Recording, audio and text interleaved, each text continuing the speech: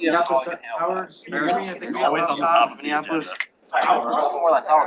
Remember 363, Mike Kibo, you are on 121.5. It's uncontested. Right on my sleeper season. What was he running for? CSAT.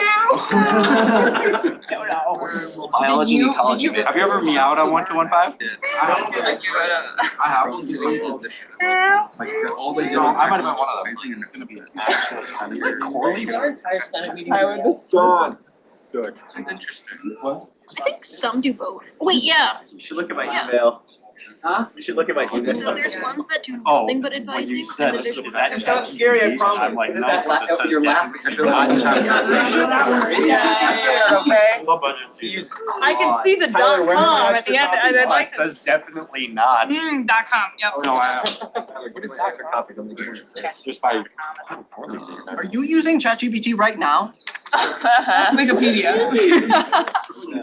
It uses AI. Wikipedia does not use AI.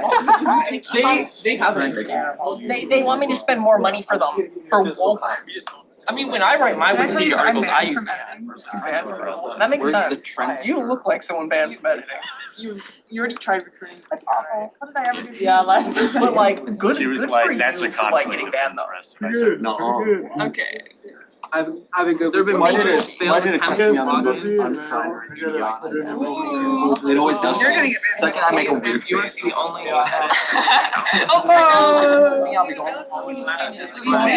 Ah! It's always unpleasant. Wait, how's my second over to me? What? In a shadow. Wait, hold on. Happy to be sworn in. Please do not. Hey! I need to look better. It does! I have an outside shuffling spell. I'm not doing it. Come on, bro. I mean, I can put a Anyway, Gets in there. Oh, you got him again! next week, I'm looking at it. I actually. It's like a BS. Out of all the games, out of all the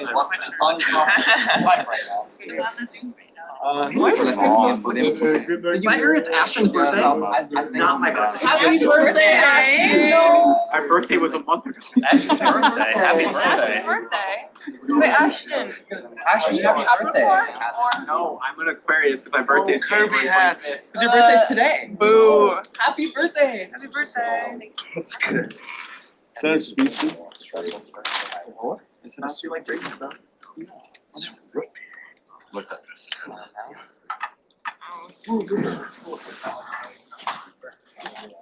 There, you said those Ooh. What happened to class? Make sure you're not. It's actually online today. They think. We don't want this. I think Okay. you should be doing it. Yep. Motion to remove Ashton Already Morris did. from the gas. Second. Being very disruptive right now. I don't hear any disagreement. Well, then it's decided. Good.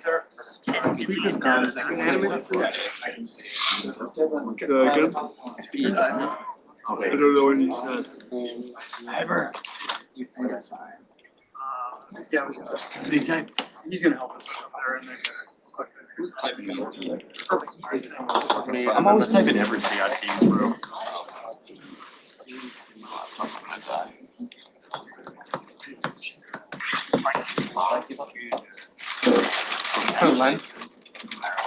You ate him, he's vegetarian.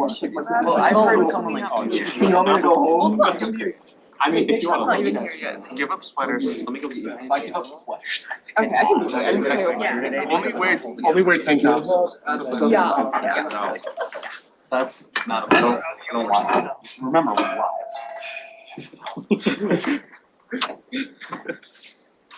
Wear a tank top. Heartbreaking. The most Jewish person you know said something about giving up. How would you? Realistically, I don't know what I would. I don't use their power steering hairspray. Oh, I also don't use hairspray. I have nothing. I used to use like, oh, I'm doing. Yeah, you should look at your Sorry, email. John. I've been looking at my email. You should look at it more. No, I mean like look at Because- my because you very can't- specific email.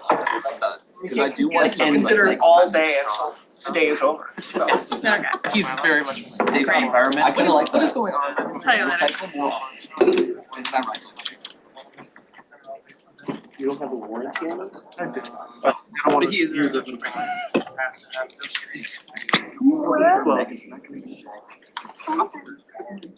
Probably gonna be. Don't build up, maybe, they said that they would be late. No, son, it's fine.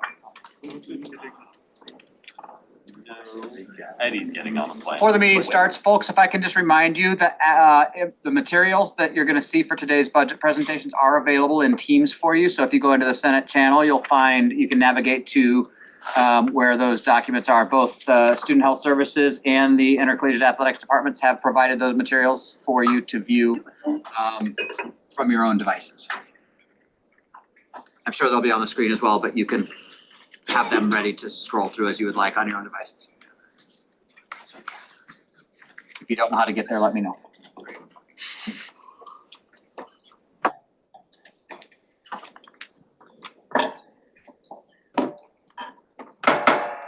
Hello, everybody. Welcome to the 93rd Student Government Meeting for February 18th, 2026. This meeting is being conducted in CSU 238.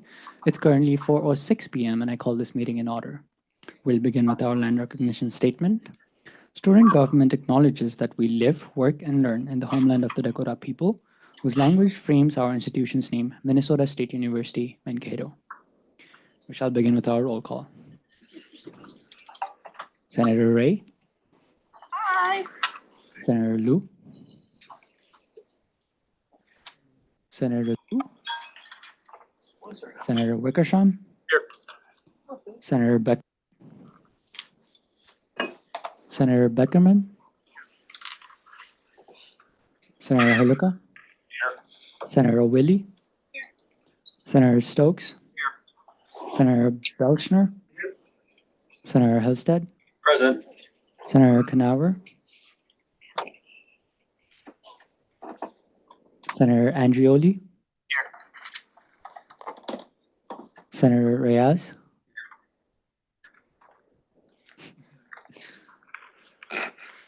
Senator Aubart,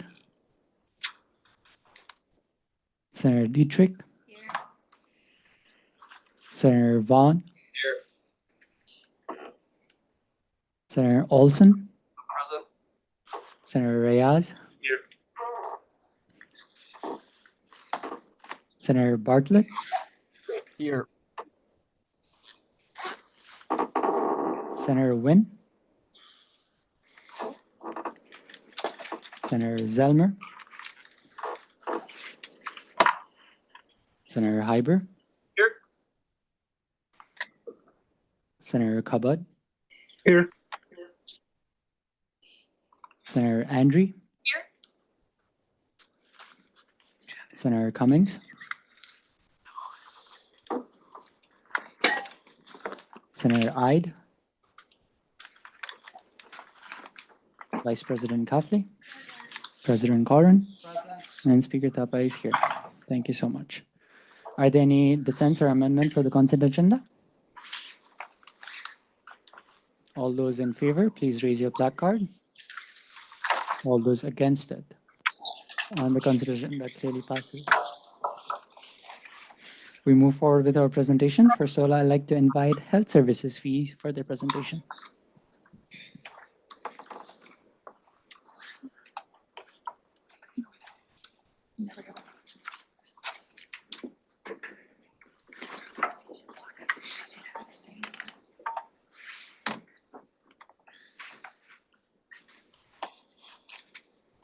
Hi, everyone. Sorry, just before we begin, I'd like to remind you, the presentation time allocation for Health Services fee for today is 20 minutes. So make use of that time. Thank you. Thank you. Hi, we're here as part of the Student Health Advisory Committee. My name is Yorena. I'm a grad student in the program of Gender and Women's Studies. Hi, my name is Livy Erickson. I'm an applied health science major with an emphasis on public health, and I'm here for the Student Health Advisory Committee. Hi, my name is Micah Allen, and I'm a My major is social studies teaching.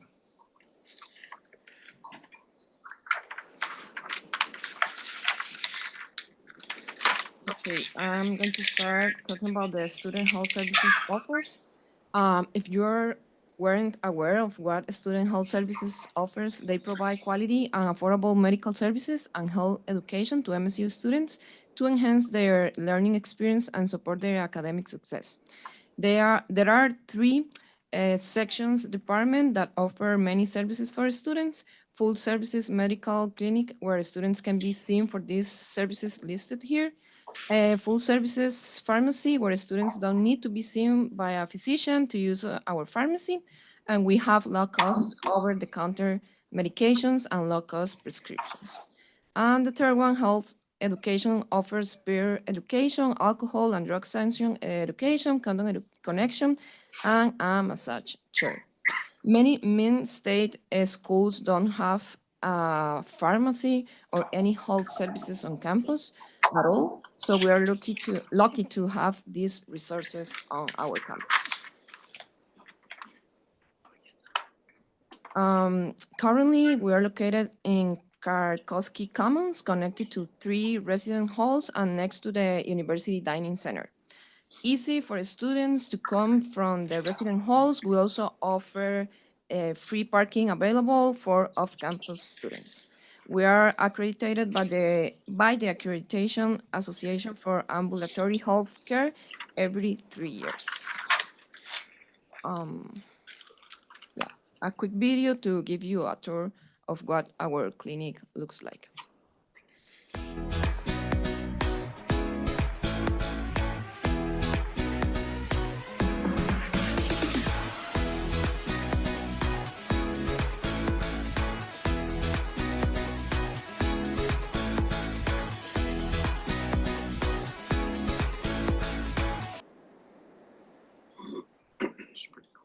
Well, Student Health Services has about 23 staff with 3 physicians and 4 nurse practitioners. 6 are all family practice, but with different specialties.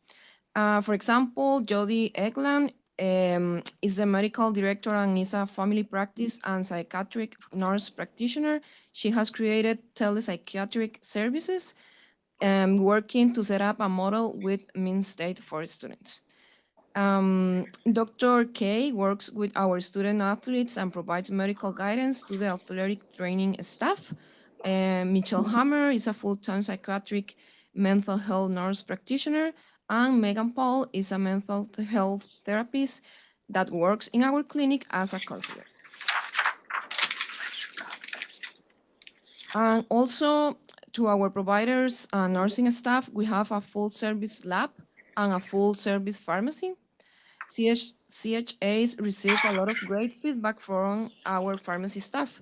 They take the time to make sure the student is comfortable with their medication. If students don't feel good, the pharmacy staff also helps troubleshoot symptoms and figures out what kind of over-the-counter medication works for them. Thanks. SHS also has a case manager position. Part of Natalie's role is to be a MNsure insurance navigator. Natalie is available to help domestic students without insurance go through the application process. She is also the go-to person for providers who need to refer students to other resources on campus, whether it be the food pantry, accessibility resources, or emergency grants. 37% of the student population that we see in the clinic is international students. 63% of the students we see are domestic students. Student Health Services is the primary care center for international students at MNSU. About 75% of all patients seen at health services consider SHS their main source of medical care. 66% of our patient population is from off-campus, and it can be a misperception that most students using health services live on campus, which is not true based on our patient demographics. Demographics of patients is seen in our clinic in fiscal year 25. This shows our range of age that Student Health Services serves. It's a fairly even distribution from 18 to 26. It's a good mix of traditional and non-traditional students. Some goals that Health Services is working on include support mental health initiatives on MSU campus. Student government's continued support and investment of mental health services is appreciated.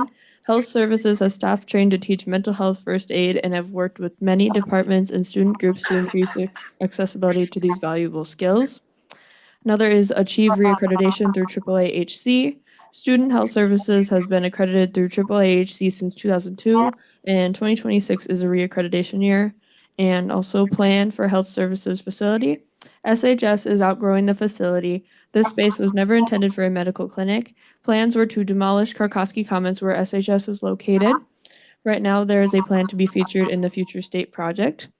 SHS staff must plan for the services we would like to continue and what services we may want to grow, and all while being fiscally responsible.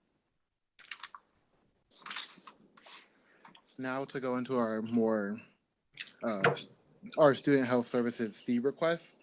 You guys all still have a copy of this on your guys' team folder. But what we are asking for fiscal year 2027 is for no increase. That is our request. Due to the change in credit banding and the addition of online-only students paying student fees, we feel that student health services can sustain their budget with the projected fiscal year 2027 credit hours. Student health services is open full-time during the academic year and part-time over the summer and breaks. So we're most efficiently using student funds by aligning them with the academic schedule. Most student health services staff are 0.75 full-time employees or work 1,566 hours per year compared to 2,088 hours with one full-time employee.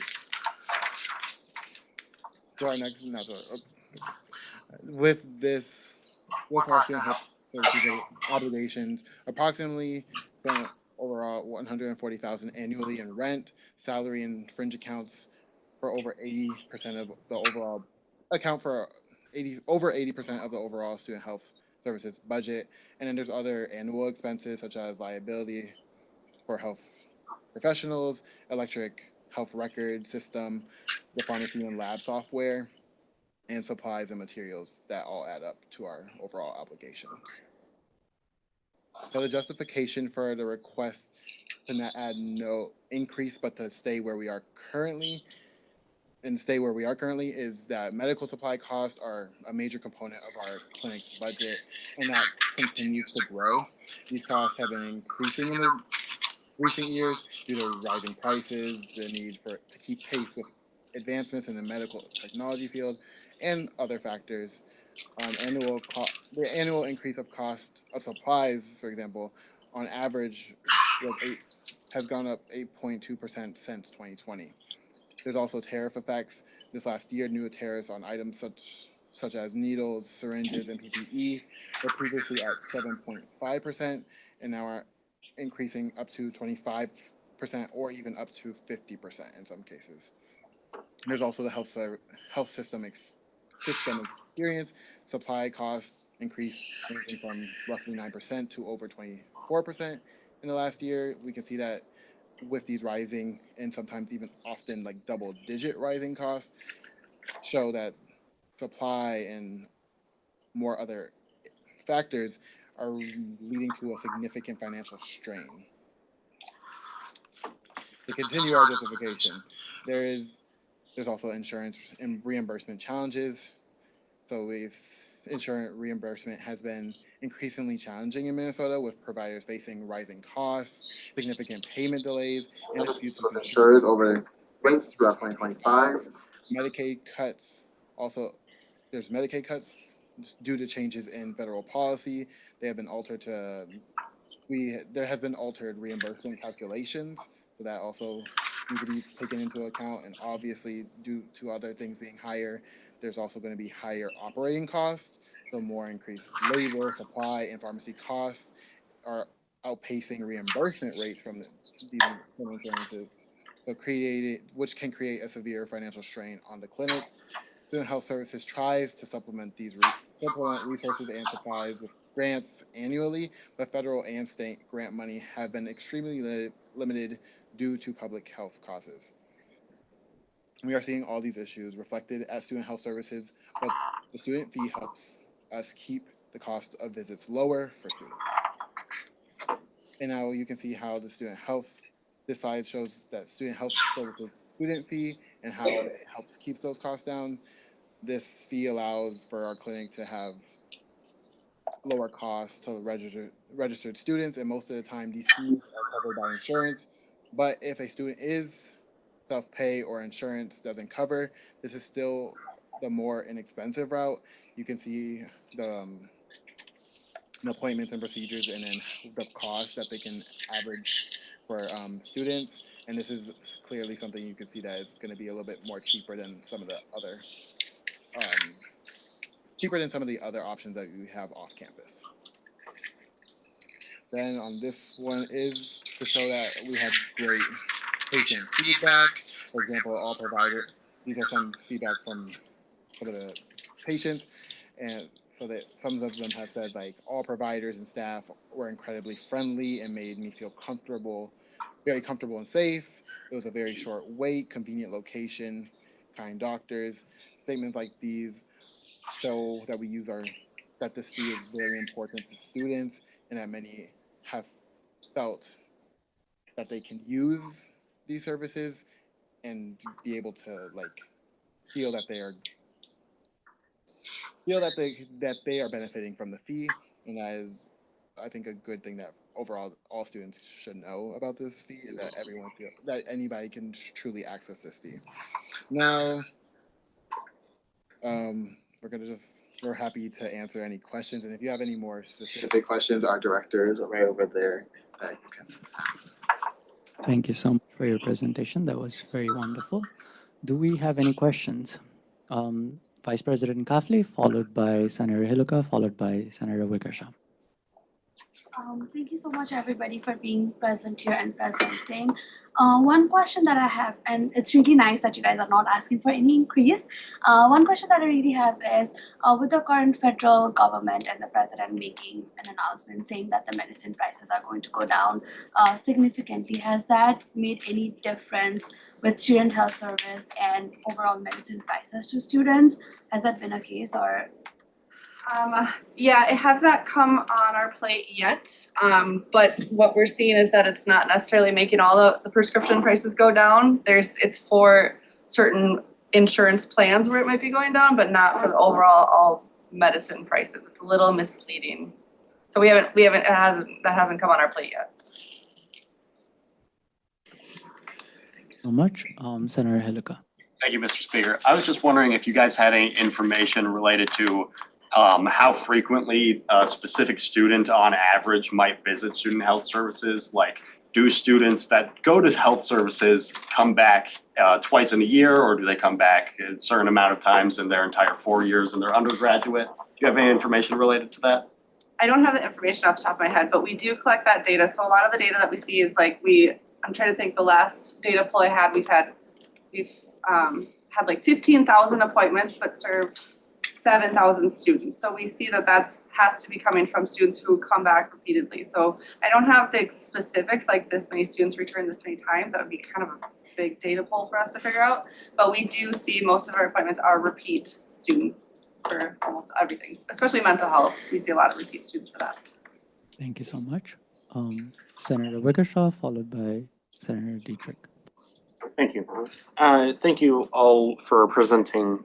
With the added or increased costs that were repeatedly mentioned and coming from a variety of directions, how is Student Health Services confident that they will be able to remain fiscally responsible and financially afloat, I guess, without an increase? Great question. How are we confident? I don't know if we're ever confident going into a budget year. We have been seeing, I think what we've been seeing the last couple of years that's helped our revenue from our insurance reimbursements is our mental health appointments. So we've actually increased a mental health counselor, and so we do bill for that, and most insurances cover that 100% for students. And we've added another psychiatric mental health nurse practitioner. So those things have helped see our revenue increase on the reimbursement side. So as long as our enrollment is steady, then we typically expect the same amount of students to show up. You know, we are seeing a little bit of difference happening with like the people afraid to leave their houses and stuff and come to appointments, but then we kind of alter it and maybe we can offer telehealth for these students. So we've been doing that too. So we're fairly confident that our appointments will stay the same. As far as like the supply stuff that's been happening and the insurance reimbursement, that kind of just popped up this year and it was kind of a surprise for us. So that's a new challenge that we're kind of working on. But we're being really as slim as we can with like our supplies. We're not buying anything that we don't need to buy. We're trying to be as efficient with our supplies as we can. I don't know if that really answered your question, but. Thank you so much. Senator Dietrich. I had a question about pharmacy services.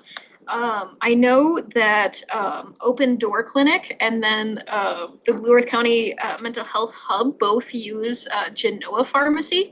Is there any benefit to potentially when the health services were to potentially switch over to maybe future state, a new location, would partnering with Genoa Pharmacy be a cost benefit, or is it more cost efficient to maintain what you do now? I don't know Genoa Pharmacy Services. I'm sure our pharmacist staff is well versed in that. Anytime we end up partnering with like an outside source, most likely the prices will go up. Because what we do is we offer our costs at a lower cost because of the student fee helps supplement that. And then if we bring in like an outside company or whatever this is, they're gonna want to see more profit. And like, we're not here to make a profit, we're here to serve the students and get them the best deal that we can.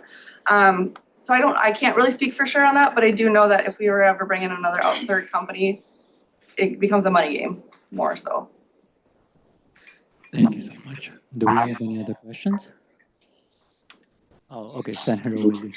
Thank you for coming. My major question is, you guys talked about that the medical supply cost is a major component with it growing each year.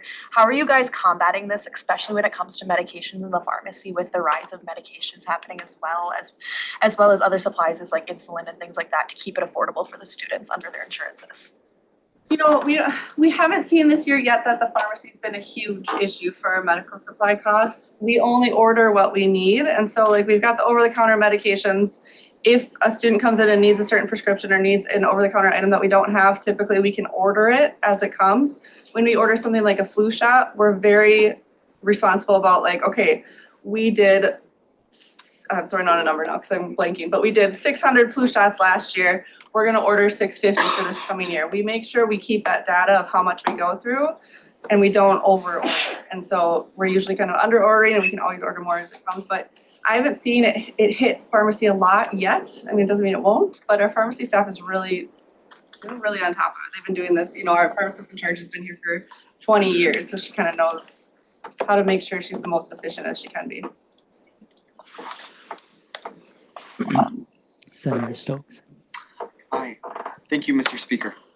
Under the current fee, you have mentioned and is provided, a typical undergraduate on-campus student pays around $600 overall, which would account for around 4.5 visits. Would you say most students reach this average, or if you have any data to support similar visitations of students on average?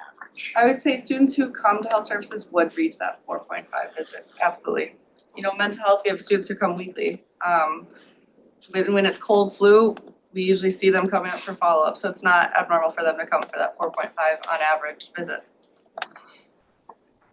Thank you. Do we have any other questions? Any questions for student health services fee? Seeing none, thank you so much for your time, for your presentation.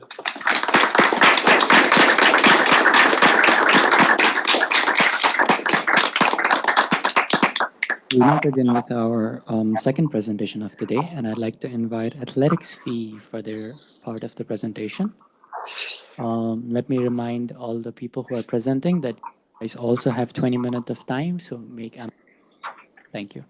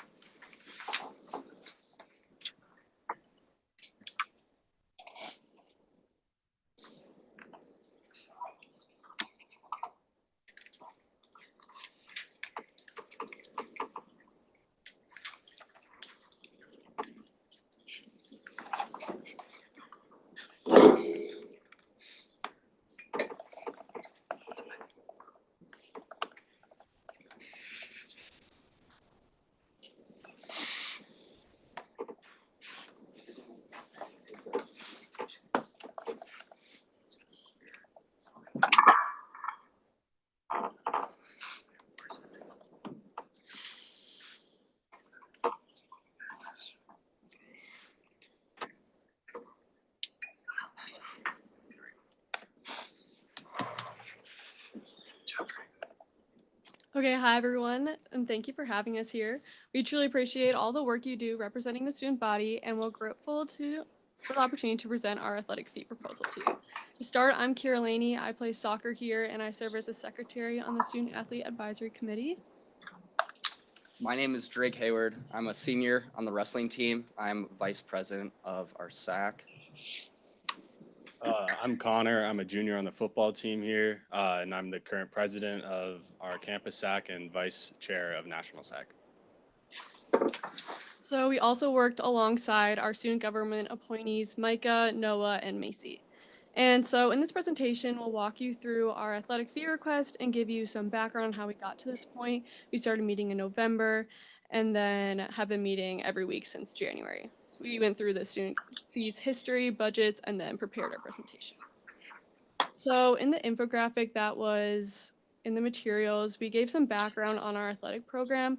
We always want to be pushed to be well-rounded students within our community by volunteering and along with academically in the classroom.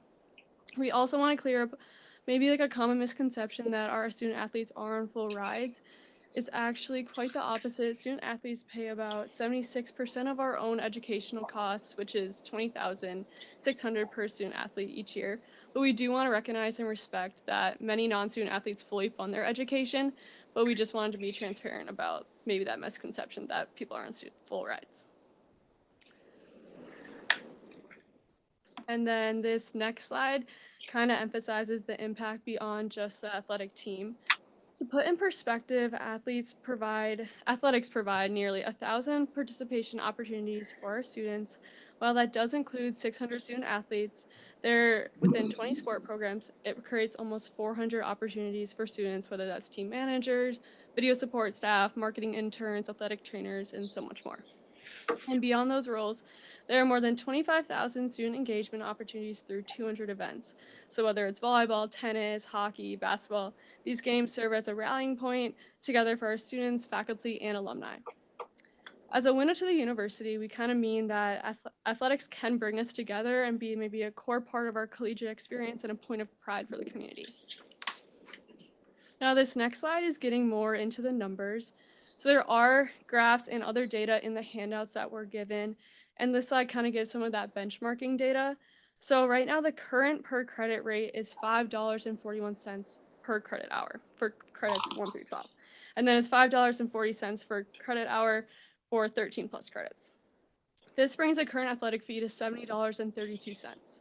With credit band changes, per semester comparisons are more accurate than the per credit comparisons. So we do compare to peer institutions like Moorhead, Bemidji, and Winona. They're all at the maximum fee of $75 per semester.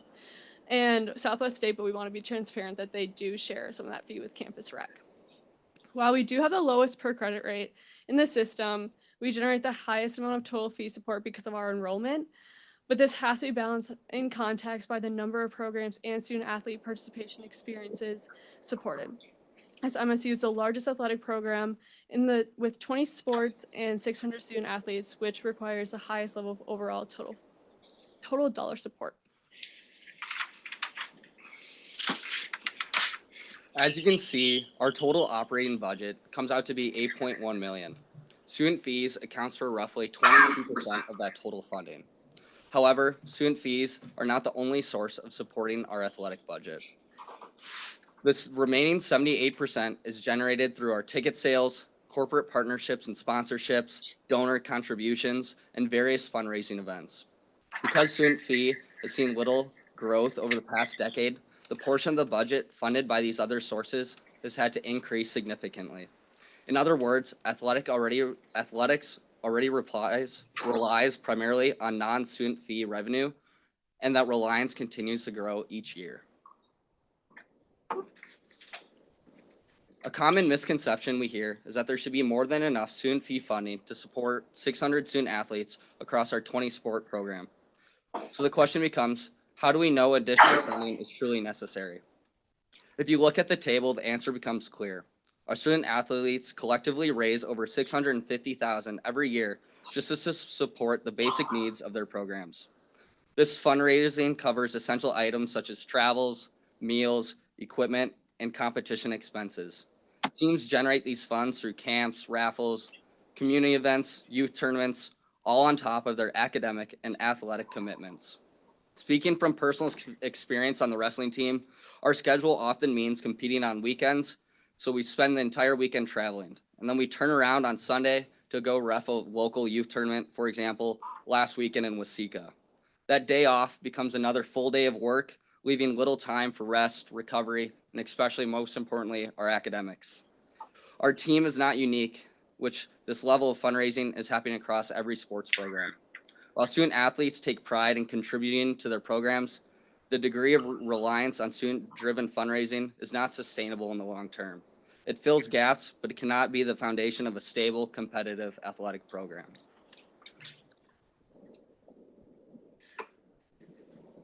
As you can see from the graph, credit hours are finally beginning to rise and move back towards levels seen in previous years. However, the recent growth in credit base does not reflect a true surge in enrollment.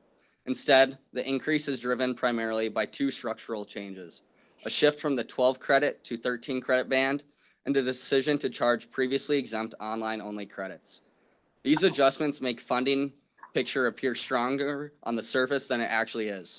When you look more closely, particularly in the inside the numbers handout you guys have, you can see finer details behind these changes and why the apparent growth does not translate into meaningful new revenue.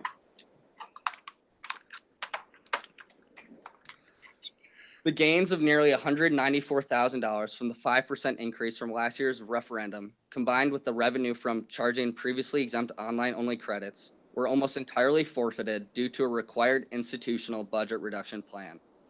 As part of that plan, more than $170,000 in expenses were shifted from our general fund budget to the student fee budget, effectively wiping out the progress we had made last year. As many of you remember, we spent months last year working on the referendum, presenting it, answering questions, and ultimately earning your support. The last thing I wanted to do was return a year later, ask for another referendum. But because of this most recent budget cut, we were left with no choice. Some of you may be wondering why the funds gained from last year's referendum were redirected to cover general fund reductions. The reason is simple. The general fund covers essential day-to-day operational needs, things like towels in our training and locker rooms, ambulances at competitions, and other core services that directly support student athletes. If we hadn't absorbed these costs, we would be forced to find cuts somewhere else. And those cuts would not have been small or symbolic. They could mean reducing scholarships or, in the worst case scenario, eliminating a program.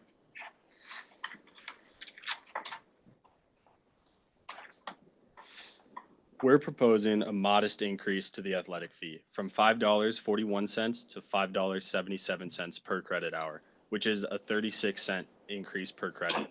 For a full-time student, that works out to be about $4.68 more per semester, or roughly $9.36 per year, an amount that many of us spend on coffee without thinking twice. This adjustment would generate about $116,000 in additional support for our athletic programs. Even with that increase, though, it still does not fully cover the expenses that have been shifted from the general fund into the student fee budget. This proposal helps close the gap, but it does not eliminate it.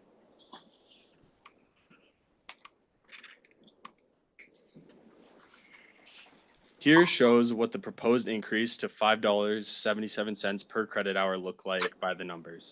It accounts for projected credit hours, the current athletic fee, and the proposed adjustment, which represents a 6.66% increase. Based on those projections, total athletic fee support would increase from about $1.77 million in FY26 to just under $1.9 million in FY27. That additional support helps stabilize funding across all 20 of our varsity sports programs and supports nearly 600 student athletes across campus. While it strengthens our overall financial position, it's important to note that this funding still includes costs that were shifted from the general fund into the student fee budget, meaning the increase helps maintain stability rather than expand spending.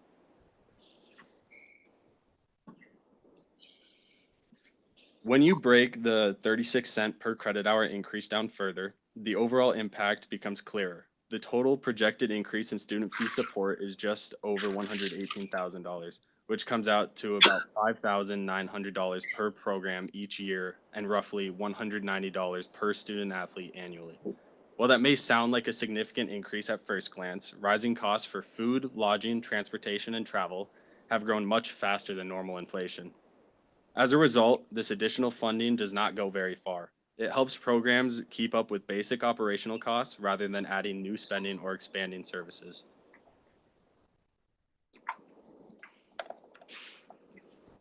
As we close, it's important to recognize that the FY26 numbers are influenced by several one-time factors, including changes to the credit band, adjustments to online credit fees, and the transfer of expenses from the general fund into the student fee budget. Those shifts distort the overall picture. This proposal represents a gradual multi-year effort to move toward alignment with our peer institutions, not a sudden or unnecessary move. We fully acknowledge that students are facing real financial pressure, and we do not take this request lightly. Ultimately, we respectfully ask student government to support advancing this proposal to a referendum. Supporting a referendum does not mean that you are personally endorsing a 6.66% increase. It simply reflects a belief that the broader student body deserves an opportunity to review the facts and vote on this important matter.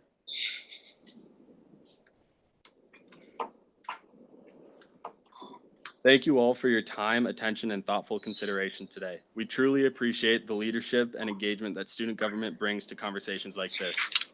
We value transparency, accountability, and strong stewardship of student resources, and we are committed to continuing to operate in a way that reflects those principles. Maverick Athletics exists to serve our students and represent this university with pride, passion, and tradition. None of that is possible without your support. Thank you for being a part of the continued success of Maverick Athletics. We would now be happy to answer any questions and welcome any discussion. Thank you so much for your presentation. I'll be taking names for any questions. Are there any questions?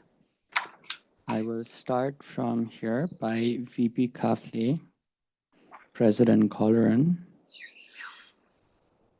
Senator Dietrich, Senator Heluka. Any more questions? Senator Reyes, Senator Wickersham. All right, let's keep it short for the first round of the question. Vice President Kafli.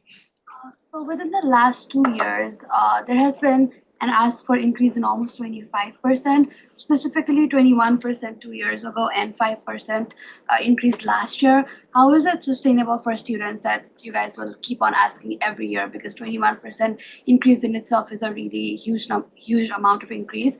And we did approve last year's increase as well. And now again, additional 6.6%. In terms of 3 years, that's over 30%. If I'm correct, we are now, this is the max, so we're trying to raise the max. So if this passes, there will be no more referendum or increases. And we have been increasing it due to inflation.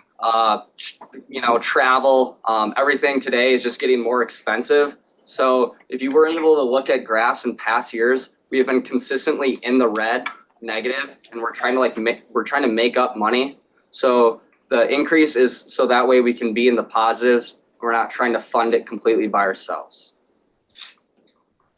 Thank you. President Colleran. Yes, thank you so much for your presentation. As said in your slideshow that students pay roughly 22% of the total athletic budget. I understand there was conversations on the $170,000 done by the institutional budget reduction plan. Why do you believe the students should be making up for all that difference in that deficit through this next year? I can take that. As was referenced in the presentation, that was only part of the solution. That was roughly half of a $350,000 budget cut for athletics. As they mentioned in their presentation, we could have looked at other options that did not see expenses that were eligible to be funded by student fees shifted in from the general fund budget to the student fee budget. But it would have been a couple decisions. The $170,000 cut equates to roughly 20 scholarships. The impact, as they talked about, where they're self-funding 75% of their educational costs, means it would have impacted about 80 athletes. Making a decision in the summer to reduce scholarship scholarships that were already committed would have been a very challenging thing. And I think we would have probably seen an exodus of student athletes that were impacted by that decision. As I mentioned, the equivalent shift of $170,000 was roughly 20 scholarships, about 80 athletes. The tuition value of those 80 athletes is about a $720,000 impact on lost revenue for the institution. So again, I think sometimes we think in the context of the bigger picture. We had a $170,000 budget challenge. We could have solved that through scholarship reductions. We could have looked at eliminating a program. I'm telling you, my personal belief is that those students are leaving the university and that $9,000 in tuition is following them. So by solving a $170,000 budget challenge and creating, a $900,000 or $720,000 budget challenge for the institution and lost tuition revenue, I think is fiscally irresponsible. So we've made the best decision, not just for athletics, but in keeping the bigger picture in mind in terms of how it impacted the institutional budget. Thank you so much. Senator Dietrich. So the last 2 years that you've come to us, you highlighted inflation as the reasons for needing the increases. Again, you mentioned inflation this year. However, you're also asking to go to the cap. And so what happens after you go to the cap, but the inflation increases?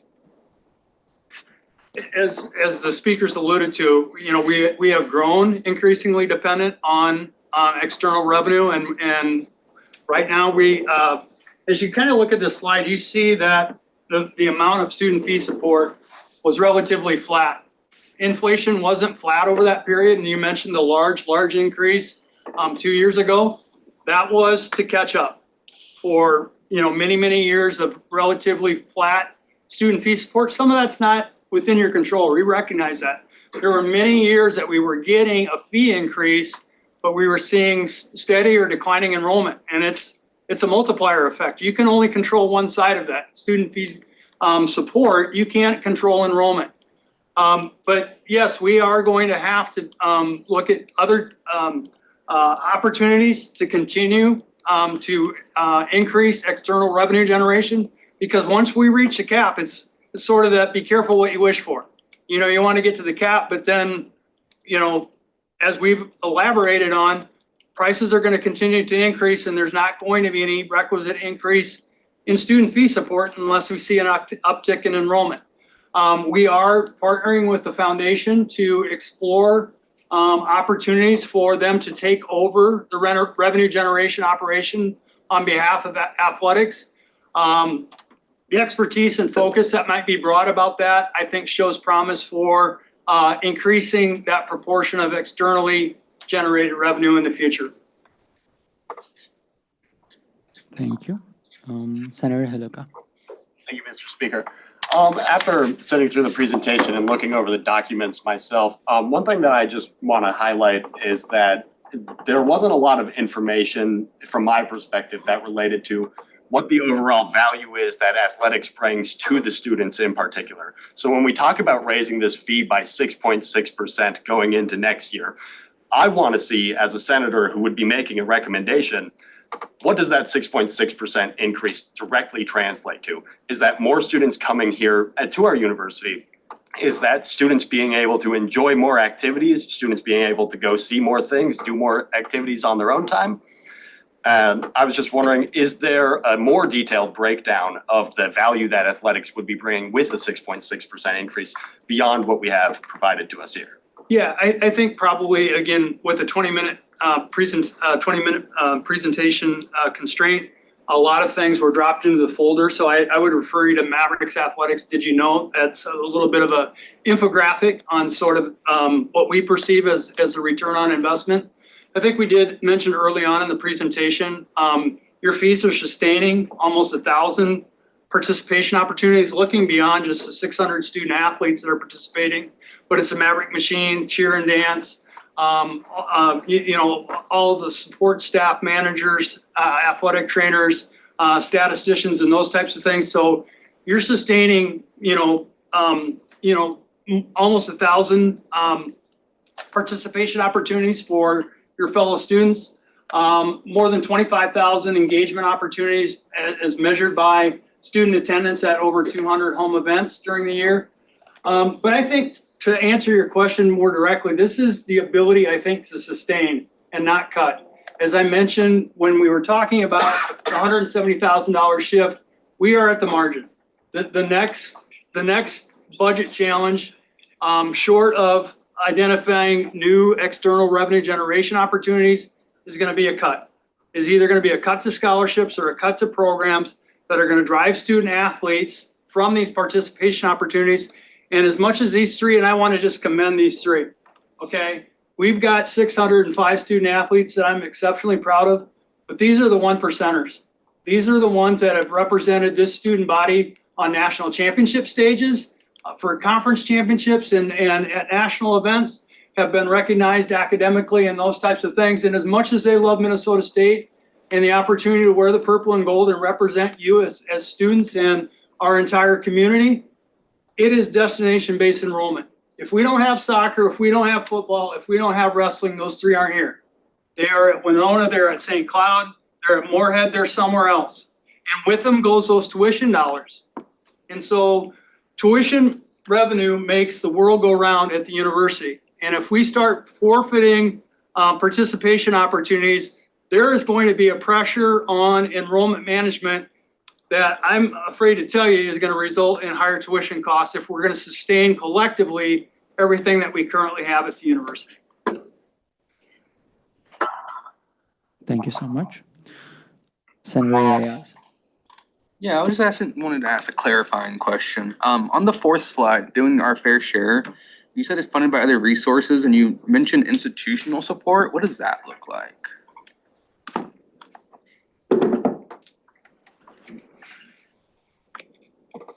Again, I think Tim Marshall, our Chief Financial Officer, is here for his final go-around, not retiring, relocating at the end of the school year. So good on Tim, because he's been here over 20 years. But the institutional support is largely salary support. And Tim could probably give you a very specific component. But the two major pieces that are funded by the general fund budget or the institutional budget are salaries.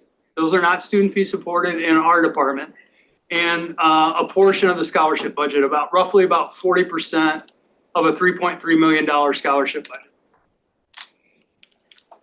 I guess the other thing I can add is there's our substantial athletic insurance costs. There's payments to or assessments by our conference affiliations, the NSIC, the WCHA, the CCHA, all have, in order for our teams to be affiliated with the conferences, there's assessments and fees that go into that. There's administrative travel, there's basically it's some general, like Kevin mentioned, the bulk of it, but there's a variety of other more administrative expenses, office management, some general office, general supplies and equipment purchases that kind of spread out through the whole department. And but certainly the bulk is what Kevin mentioned. Thank you so much. Let's try to keep our questions and answer a little more short. And then Senator Wickersham. Thank you, Mr. Speaker. I would like to just real quick ask what the justification was for extending the athletics fee to online only students. That was not a decision made by athletics. I would say it was a decision made with consultation with student government and others and by administration. I'm part of that executive leadership team. But that I think was seen as more of an approach to try to treat everybody the same. That some students were exempt from the fees and some weren't, and some were paying a different tuition rate. And I think probably collectively with the credit hour ban change, I think offering a chance to kind of clean things up and have more commonality about who's being charged fees and what tuition rates. There was, I think, a general push to kind of standardize that. But it was not a decision that was either made or recommended by athletics. It was a larger administrative decision. Thank you so much. Senator Olson. Thank you, Mr. Speaker. I would like to thank you for standing up here. My question is, for scholarships, do you have any data to show that there's like a return on investment to having the scholarship go out to students? And like, do you have any data to back that up? Well, I guess probably, you know, with my background, you know, as an MBA, I would not necessarily put intercollegiate athletics up there as the business model. But Division II, I think, is very interesting in that it's a partial scholarship model. So I think there is that return on investment. As I mentioned, it's destination-based enrollment. And you know, again, the misperception sometimes is that these student athletes are on a full scholarship. But we do have data that shows that they are roughly funding 75% of their own educational costs. And so the return is about 3 to 1. I mean, if you think of it in that context, if they're self-funding 75% of it and it's destination-based enrollment, it's a free market, and they have the opportunity to go play soccer or wrestle or play football anywhere, that they choose and elect to come to a athletic program that offers them an outstanding experience to be competitive and to excel in the classroom and the community. I think it is a pretty good return on investment. Kevin, one thing I'd like to Would add, anyone yield to the gallery? one thing I do want to add, student fees do not go to scholarships. The student fee budget does not go to athletic scholarships. That's not our operations. Thank you That's so a much good for the point. clarification. Senator Hilsa. As I genuinely enjoy going to athletics here, and I go to a lot of athletics events here, I see you see ticket sales, season and gate. I know tickets for students here are free. If we do not give you this 6.66% increase, is there any chance at that going away? Like I said, I mean, I think we have to go back to the drawing board. If there's, if you know, student fees don't break in our direction, either there's no recommendation to support the 6.6% increase, or it doesn't pass through referendum, then I think we've got to go back and look at both sides of the equation. You can solve the budget challenges by either increasing revenues or decreasing expenses. That's business 101. And you know, one opportunity that you mentioned is the revenue side. Yes, we are in a very fortunate position to continue to offer student hockey tickets for free. That's not the norm. There are a lot of our peers that are charging for student hockey tickets. You know, there's an opportunity cost to that. For us, it's over $100,000. Attendance is high. You know, we're at about 85–90% of capacity. If we weren't providing the 500 free tickets per night, those could be sold. And so there is an opportunity cost. I think that's a last resort that we'd like to avoid, because, you know, it's a great game atmosphere, and we love to have our students there supporting all of our student athletes, not just wrestling, football, and soccer, but hockey as well. And I think we'd like to keep tickets free, but if we have a budget challenge, it's certainly something that we'd have to consider. Thank you so much. Vice President Kathleen. So I have two-step questions. So firstly, indicating on the statement that you just made, if students start getting charged for different matches, then I think we should go back to having $0 student fee, because that is what students are paying for, is getting to watch those games for free. That is all the additional increases that we have had. And you've also requested for a 30% increase, like I mentioned, over the last 3 years. And how is that translated to supporting our student athletes, and when we see them doing fundraisers every year?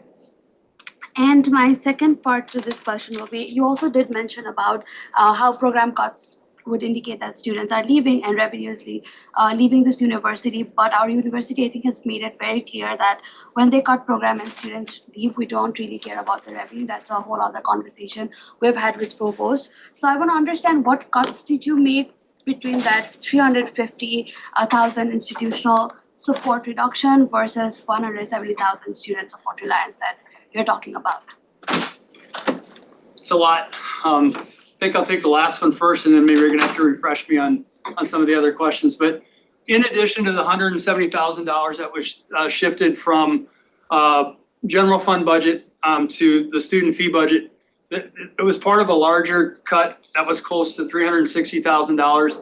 A number of those things were related to staffing. We had a major reorganization and restructuring opportunity related to softball when a longtime coach stepped away, and we were able to do some reorganization and restructuring that resulted in significant savings there. But a lot of the other cuts were related to an athletic training position that went unfilled, which compromised the student athlete health and welfare. And there were some other staffing cuts that were part of that overall $350,000 reduction. You want to go with your other two questions? Or Okay, I'd like to request the Vice President to make the question more direct and short so that it's better understood for everyone and including you so that there's a better answer for it. We can get back to you. Senator Willie. Thank you, Mr. Speaker. Given what you guys have spoken on, and in particularly you bringing up that if you cut these certain sports, that students are going to go to different colleges for their sports. After some very small research, it shows that most of these colleges do a lot of crowdfunding to help offset the funding that they are not receiving from their student funding or their general funding from their departments. Why haven't we as a college and in our athletics program done more crowdfunding for our students? I mean, I think we are doing it, not necessarily crowdfunding, but I'm not sure it makes a difference in how the money comes in. It's just the fact that it's an obligation of our students. They're raising $650,000. You know, Drake was pretty reserved in sort of the story, but I think the reality is wrestling is fundraising to get on the bus, and they're fundraising when they get off the bus. And I just don't think that's a position that if we want championship level programs that are representing the university and generating notoriety, and you know, you talked about a return on investment. You know, how much was it worth to the university to play a national championship game, you know, on ESPN on Friday night for the women and the next day on CBS Sports? I think the value of that exposure was put at well over $1 million. And so I think there are return on investment opportunities, but you know, we are doing fundraising. We do some something that I would think would be alongside the crowdfunding idea in our Mav Week Challenge, where we raise money for scholarships that are not supported by student fees. But that initiative will come in April, where our collective student athlete population will be tasked with raising approximately $170,000. That's in addition to this. To support scholarships. Thank you so much. President Carter. Thank you, Speaker. So as VP Kathleen has said, there's been quite a couple of increases across the past couple academic years. There was a 21% increase in fiscal year 25 and a 5% increase in fiscal year 26. Because of these increases, there has been a significant increase in the revenue they have brought to you over the past 2 years of roughly $341,000. As a student myself and the students I represent, there has been a significant impact over these past 2 years through these significant increases. So the question I have to student athletes is, have you all seen a significant impact in the quality of your programs as we see a significant impact to our wallets? Anyone of you can answer that question. Can you ask that one more time? Absolutely. So yeah, so there's been a significant impact to our wallets as students across these past couple of years. So we've seen a significant impact through there. Have you all seen a significant impact to y'all's programs for the past 2 years with those big increases? I think a big part of those big increases were more so maintaining where our programs were at rather than increased spending. I know that's a big thing for us. We don't want to spend more than we have to. And a lot of that was the big increase was catching up with the inflation after not having much increase over the years prior. So there hasn't been much increase at all. I mean, for football, I've not seen any. It's all just been staying the same, staying where we're at even though the cost of everything else have been increasing around us? I guess I would say the increases has helped our program. Kind of what Connor said, maybe it hasn't helped us like directly in allowing us to get more opportunities or more gear or other things, but it's just allowing us to stay afloat. I can say for the wrestling team, we don't take buses, we don't take coach buses, we rent vans through our coach's like best friend at the cheapest price we can get. So we're taking like 4 little white vans to tournaments. We're doing everything we can to be budget friendly, to stay afloat. And I know there's still like a money crisis, but these increases has helped our team, you know, just maintain and not have to worry, oh, you know, on this fundraising event, we need to raise this much. So it helps ease our backs. I know there's times where, you know, unpredictable things happen. For example, this year, we were gonna drive to Colorado for some duels. The weather hit, if you guys can remember, in December, it was really, really bad out. So now we have to fly. So there goes a bunch of money we're planning to save. We get to Golden, Colorado, their power's out for 4 days. We try to check into a hotel, they say they won't have us. We check into another one, the lights are off for 48 hours. The grocery store looked like it was like the end of the world. So it's like these unpredictable things happen when we're traveling. And it's like we can't account for these expenses now that we're trying to be budget friendly, and now we're having to go out of our way to try to make up for this money. So I'd say these increases have just helped our teams, you know, maybe less stress and help fund these like unpredictable events. Obviously, they're not happening every trip or every year, but you know, I hate to hear my coach saying on a fundraising event, we need this amount of money, or else we're gonna have to look at cutting other areas out of like our season. So. Thank you so much. Senator Hiluka. Thank you, Mr. Speaker. I was just wondering, having received more than $300,000 in increases over these past few years, which has been justified as balancing out inflation, challenging increased operating costs, and the switch from the general fund funding, after receiving those increases and knowing that these challenges were going to continue, what has been implemented in anticipation of these continued challenges? And further, what information are you looking at to see a need of an increase of 6.6% moving into next year in specific? Why should the fee go up now rather than later? Yeah, I think probably again to you know, and I'm happy to drop, there's a slide that dropped off here that really talked about that one really large increase, and you can see it depicted on the graph. And it shows, you know, the gap between where student fee funded needed to be relative to inflation, and we finally closed that gap in that 21%. And it's unfortunate that it took such a large and significant increase to offset that inflation trend over such an extended period of time. And then, you know, we ended up netting, you know, $24,000 on a increase. Now, you know, there were a lot of things that happened last year. You know, we had the 5% increase that went through the referendum process. That would have netted us $56,000. There was a significant windfall, but was unknown at the time of student budget presentations whether we were going to start charging online students or not.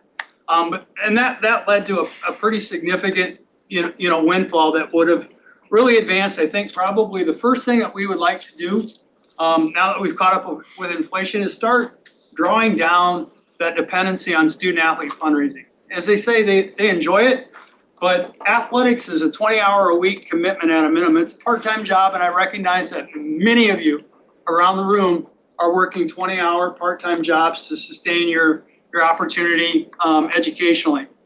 But to ask them to forfeit those opportunities, to not be able to go out and earn money, and then to put in 20 hours a week in athletics, and then on top of that, do this fundraising, I think probably is something that we'd like to see drawn down a little bit in terms of the responsibility.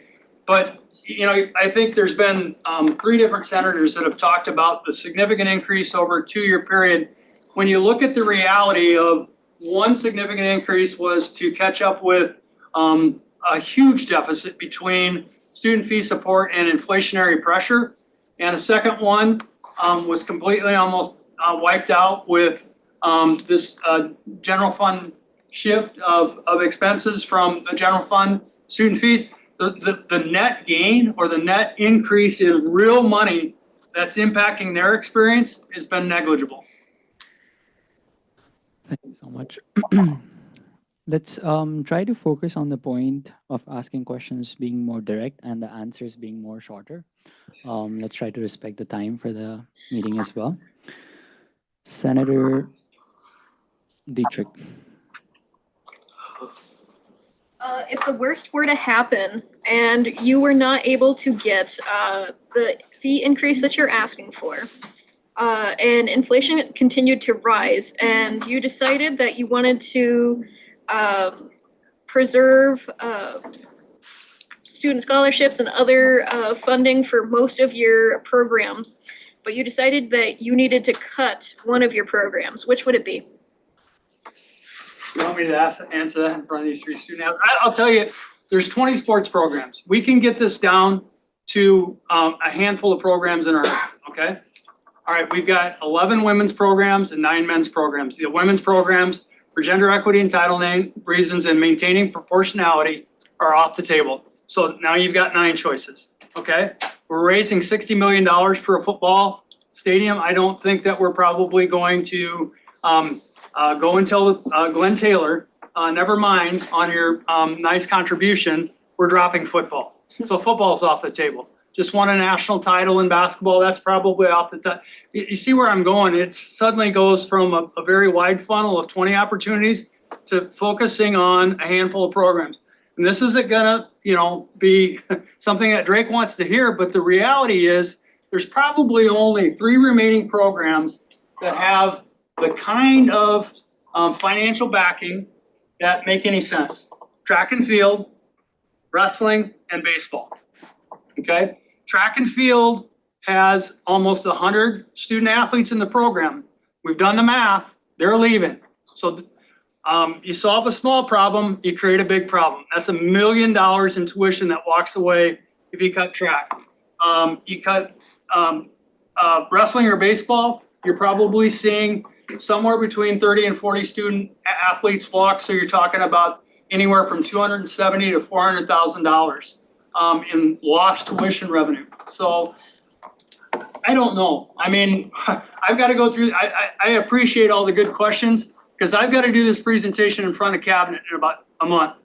And my message to them is, I don't know what else we can do in terms of cutting.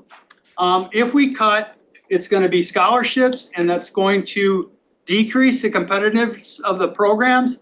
It's going to impact a large number of student athletes that we don't know if we can retain, or we're cutting programs, all of which have tuition revenue implications. What we can do, and this is probably a little bit counterintuitive to, is we can grow. We can drive enrollment. Track can take more student athletes. We can add women's flag. We can add women's wrestling. All of those can cash flow in terms of the tuition revenue that they create, less the expenses that go along to sustain or start new programs. Thank you so much. Did you raise a call? I have a question. Yeah. For a question, you will be added to the list. Vice President Kafle. I'll ask my first question again. So you made a statement to one of our senators' questions saying that students might be getting charged to go to these games. If that is the case, then I think we should go back to having 0% support to athletics as a whole as well. That is a drawing board that we are willing to explore, because if students are not getting anything for the support, then I don't think they would want to spend their money as well. Now, asking my question, going back to my original question for you, you've asked for a 30% increase in over last 3 years. What is the direct support that you have provided to student athletes? And if there's a direct support provided to them, why are they still required to fundraise annually for themselves? I think I don't want to be argumentative, but I think it's been asked and answered several times that the one large increase was to catch up, for a decade of very flat total student fee support. At the same time and we talked, I think last time about There's normal CPI and then there's athletic CPI. When we are seeing, everybody was dealing with record inflation over an extended period of time. It had been at a predictable 1 to 2% for an extended period of time. Then we saw a pretty sharp uptick in general inflation of 3 to 5% for a sustained period of time. But we're seeing lodging, meals, and transportation stuff that was way above 5 and 10% increases. And so that one large increase was to catch up with almost a decade of relatively flat student fee support, and that's not on you. That's not on you because you were giving us increases, but you can't control enrollment. And we have been very fortunate, and Brian Jones is over there and has done an amazing job. At the time that we were sustaining enrollment, St. Cloud lost half of its enrollment. Part of it was because they made some very difficult decisions in athletics. They dropped track and field, they dropped football, and they have never recovered from those decisions. From a perception standpoint, from a reputation standpoint, and from the millions of dollars that left their university because of those student athletes transferring out to places like this that offer track and field and football. Thank you so much. Senator Reyes. Come back to me. President Caldron. Motion to limit the speakers list. Any second? Any dissent? All those in favor for the motion raised by President Caldron to limit the speaker list, please raise your card. All those against it. This motion clearly passes. Do you have any number on? Just cut it off where it is. Okay. Cut it off where it is. Okay. So this will be the limit. We have Senator Dietrich, followed by Senator Andre, and that will be it. In my previous question, you mentioned something about Title IX and like the women's sports. I know nothing about that. Can you elaborate? Yes, it preceded my time here at MSU, but there was a Title IX complaint. There are several ways to demonstrate Title IX compliance. One is through proportionality, where you have a proportional number of participation opportunities that is aligned with your undergraduate enrollment proportion. We're about 52% female and 48% male undergraduate enrollment, which means that of those 605 student athletes, roughly 52% should be female participation opportunities, 48% should be male. There are a couple other prongs to demonstrate proportionality. One would be a history of program expansion for the underrepresented gender. And the other would be a survey demonstrating that you're meeting interests and abilities. I think we settled a long time, before I was here, I want to make that clear, in about 1989, a long time ago, on the prong of proportionality, and really have sustained that as sort of the hallmark of our demonstration of compliance with gender equity in Title IX. Thank you so much. Just a thank you. Thank you so much. Senator Andre. So you just made a statement saying that adding these programs would drive for new revenues such as women's wrestling. And I'm curious because we've added over 30% to the budget and we've seen no new advances in different areas. Why do you feel that this budget increase would lead to adding these new programs? How do you feel that that would add in? I don't think that this student fee is the impetus for adding flag, adding women's wrestling. I think it's going to be modeled with our cabinet as a strategic initiative that we're basically saying that the $9,000 in tuition produced by flag or wrestling brings in X number of tuition dollars. Here are the related expenses, and then it cash flows. That would not be the money that we're asking for, in this fee request would not necessarily lead to adding programs. Thank you so much.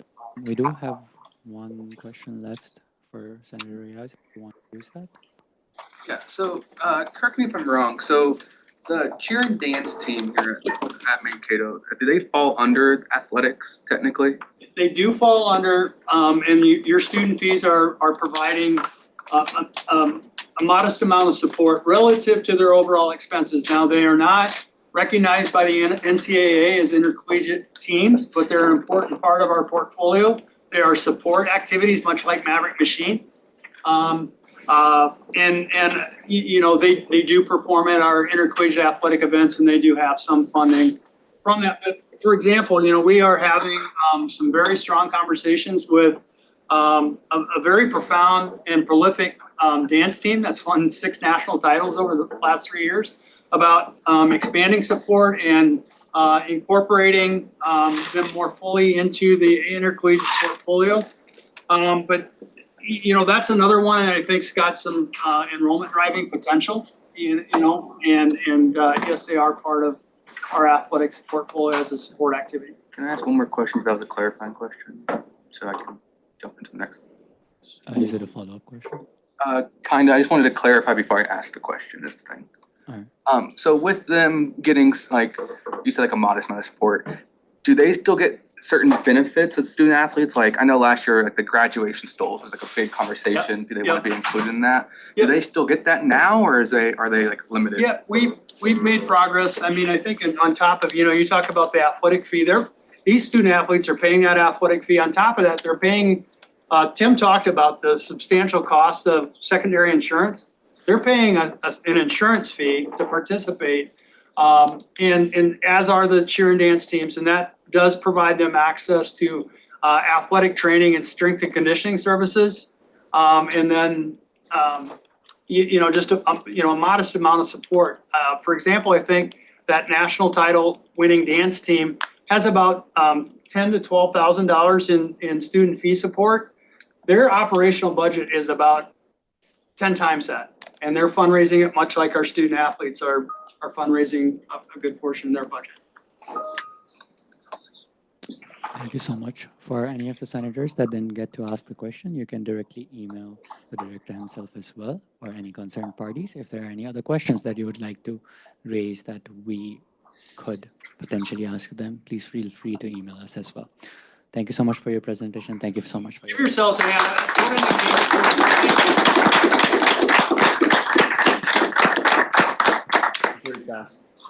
Thank you so much. Yes. So we now move forward with our open forum. Do we have anyone today here for open forum? Yes, you may please proceed to the podium. Just real quick, Scott Nelson from athletics. Your women's hockey coach at Minnesota State, coaching for the gold medal tomorrow for Team USA. Sherry Deckerman, an alumni of this university. Our head women's hockey coach is also the assistant coach for Team USA. So she's over in Italy. Tomorrow she takes on Canada to bring home the gold and represent this institution.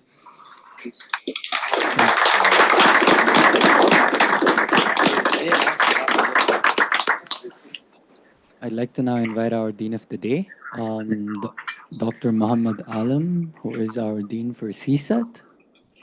Is he here today? Oh, it's... Oh, I'm sorry. We had to make a quick shift in schedule. I'm sorry for the problem with that. But.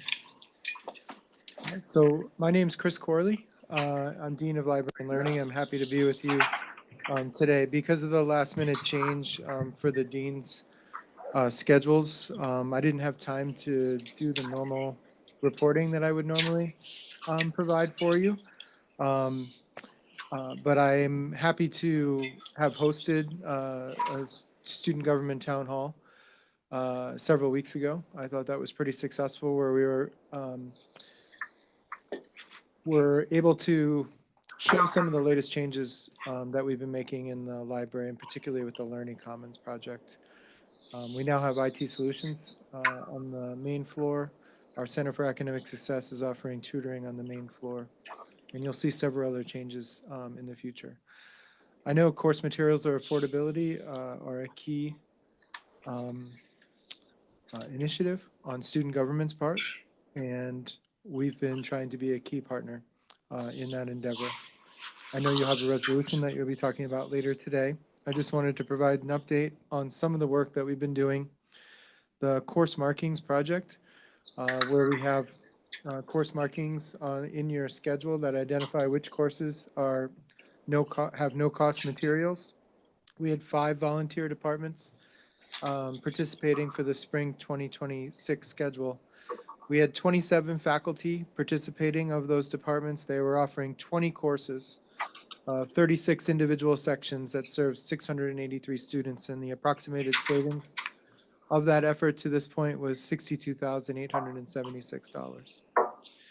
This year, we are expanding the pilot to include departments and programs in allied health and nursing and humanities and social sciences.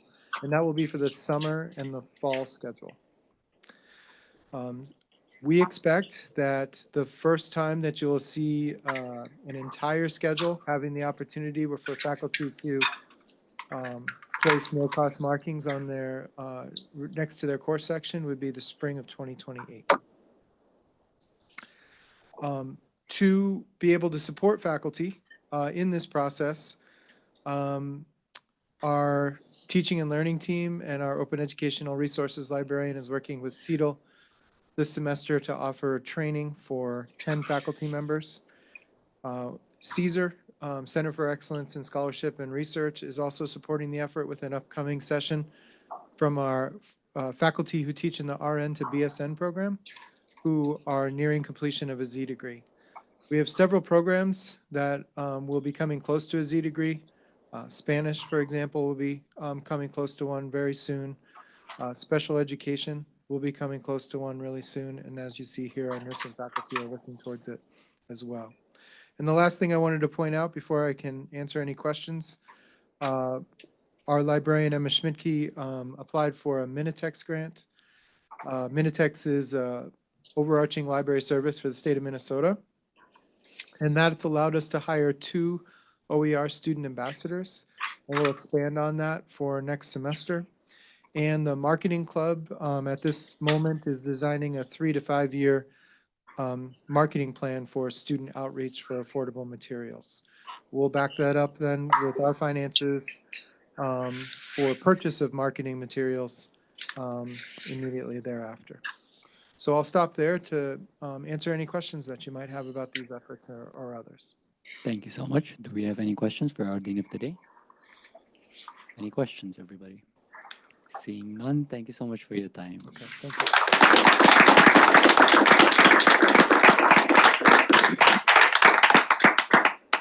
We'll now begin with our officer report. And first of all, President Caldron. Hello, everyone. I hope you all are doing well.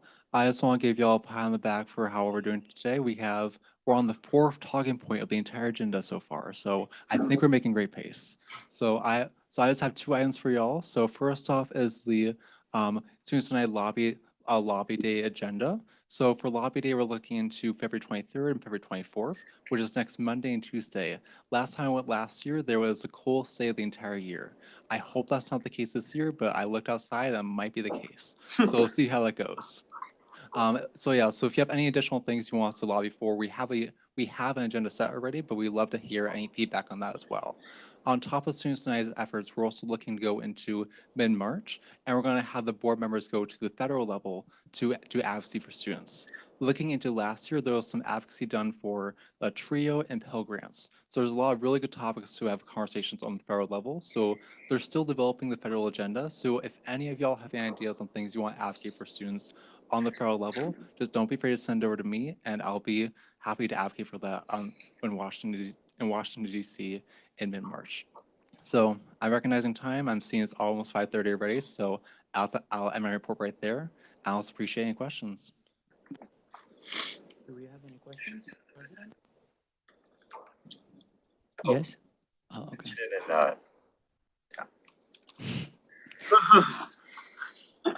Now we now begin with our Vice President Gafsley's office report. Hi everyone, I have a couple of updates, not a lot really, so it's gonna be fast for me as well.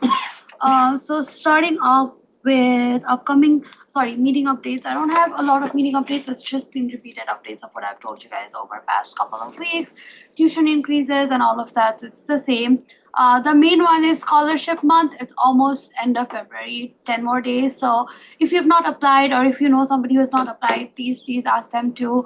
I've told you time and again how scholarship has actually benefited a lot of students, and that's what we hear from VP of Budget and Finance as well. So I would highly encourage doing that. Upcoming meetings, we have meetings with Faculty Association. My first meeting with them finally this Monday. Meeting with VP Morris on Tuesday, cabinet meeting on Wednesday, and meet and confer this Thursday. And for student government events that is hosted by either senators or coordinators, we have a couple of those coming up. We have town hall on February 19th, 5 to 6 p.m. on southwest side of library, hosted by coordinator Kannawar. Then coffee and conversation hosted by coordinator Hiloka on February 25th. 12:30 to 1:30 p.m. in the same location. There's another event, Stop the Bleed, which is going to be Thursday, February 26th from 4:30 to 6 p.m. in the same location. So that's pretty much everything I think I have on my officer report. Any questions? Do we have any questions for Vice President Kathleen? Seeing no questions, I move forward with my officer report. I'd like to announce everyone something, which is last time we had retro gaming night, and I'm very pleased to announce that student government beat student affairs on both the titles that we were playing against, which was Mario Party and Mario Kart. And I'd like to invite our very own Senator Willie for winning the Mario Party and President Caldron for winning Mario Kart to take this award. And then, yeah, actually, Brian, why don't you give it?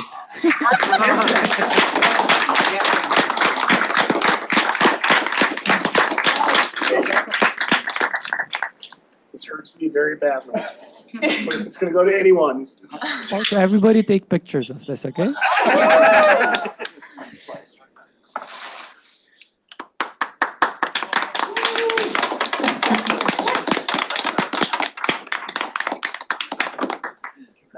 Yes, we're winners. Yes.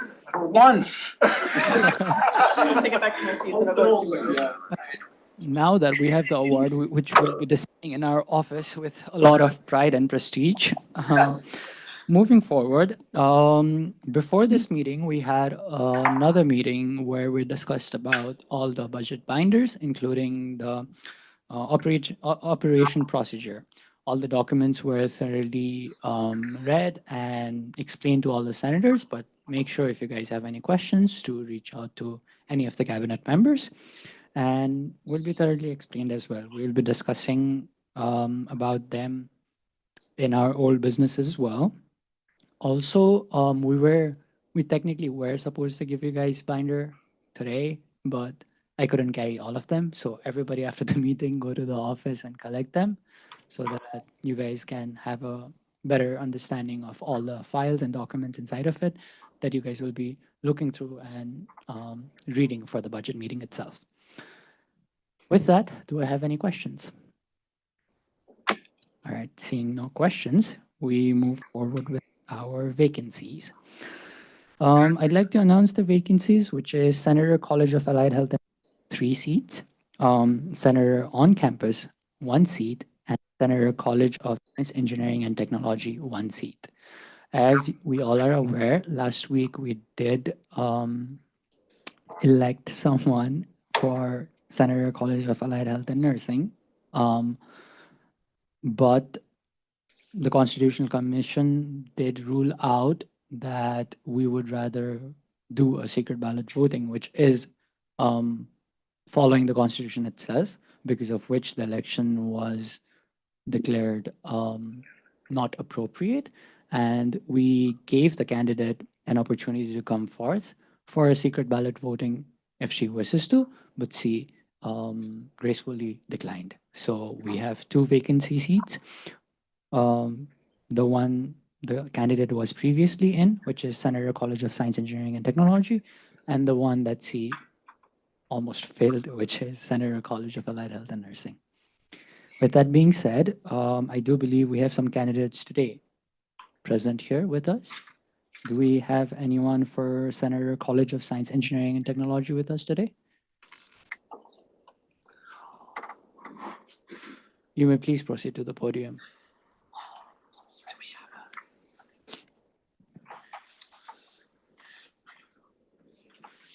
Do we rock, paper, scissors? Who goes first? No, I'll explain it.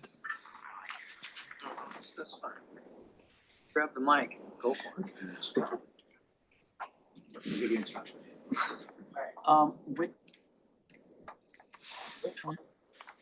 Which one of the candidate is Connell?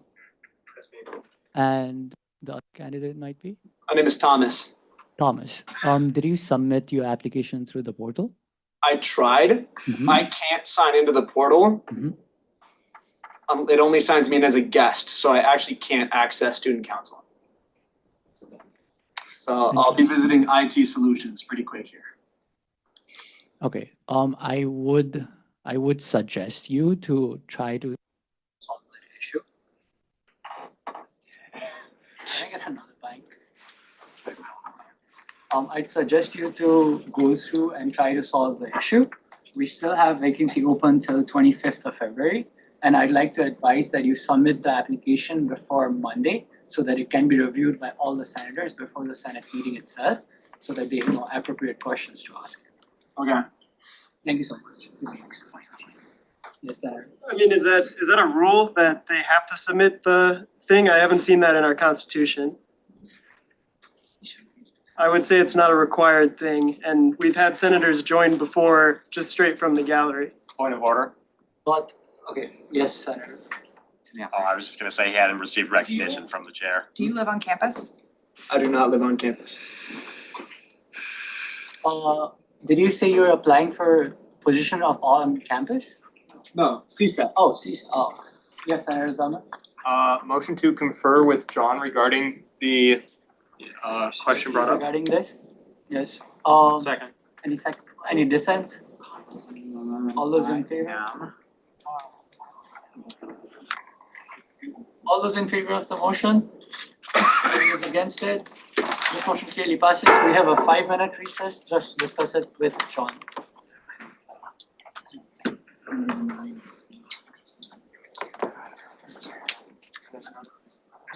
Okay, first of all, I'd also like to clarify something.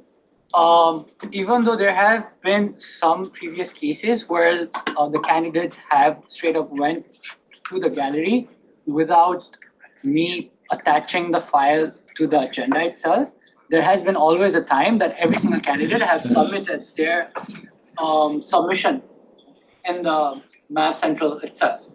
But the reason I'm requesting this candidate to be seated and apply again is because he has not submitted any questions up until now, any applications up until now. Is that clear? Hello? Oh. So, is that clear? But given the circumstances, we'll still be looking at the Constitution and bylaws to check if this is a requirement, which I kind of On the believe it website, is. I'm looking at the governing documents. Yes, VP Kafle. I just want to make something clear, Senator Hyber, Senator Rhea, please make sure, please make sure that the speaker recognizes you before you guys make a statement. Because none of you were recognized and that's against the rule.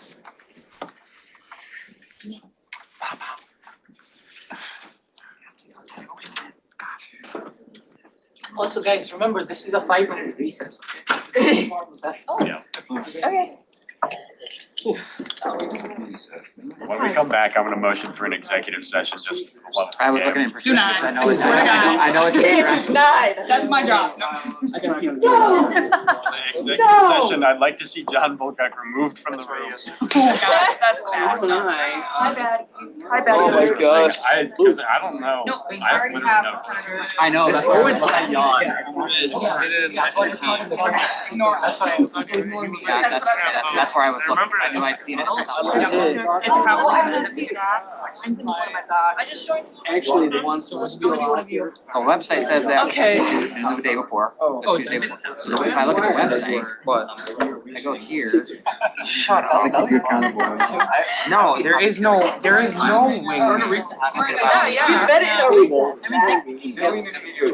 I was still reprimanded for speaking out of turn. I went home and I bounced it here and I tried to like back this down. So Saul in the beginning seasons. Buddy, there's only one position available. Can I have the song? It's not in the existing. I'm not. My issue is, Like over there. I guess my revenge, but I can't, we just moved yesterday, so my, That's literally no close. It's not in the existing governing document. Oh, it is.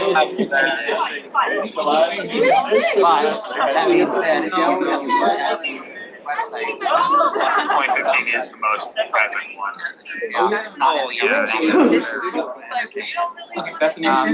But if I'm looking here. I mean, this is speaker's interpretation. So that being said, here you go. The one who wants to work. Actions. Vacancy. Right there it says. These notes that applications are due by 12 hour. Very good. So public knowledge so far hasn't been. However, if you could access that. I remember I was gonna. I know how to fix it. What's his last name? You're gonna find this. Use WAI. I have got it already. Thomas. They have applied, just haven't. I don't know the policy, or the operating procedure. Precedent had been broken. The precedent has added something recently because they updated them, but I don't know. Nursing school is a breeze, isn't it? You'd be okay with it. If it's not there in plain text, it's just gonna motion to challenge. So you can see that he tried to access it. My team knows that he did not. So what happened is when he went to the website, I know exactly what it is. I know it.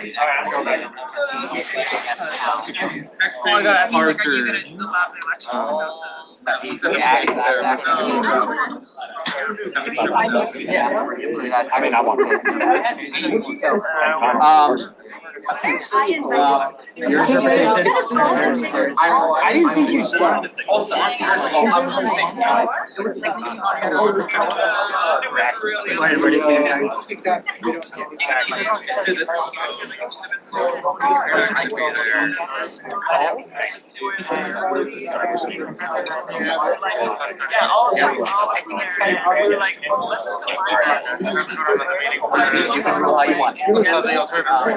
So, Thomas, let me show you something here. So, what happens when you go to the MadLife's website? Is it prompts you? I'm gonna log out here. So I go here, and I'm gonna show you what the trouble is. Okay. Well, it's Okay, what you've got to do is because our eyes go here, you go there and create an account. Students, faculty, staff. You've also done that before. No time. So here's what I'm gonna do. I'm gonna go. I have got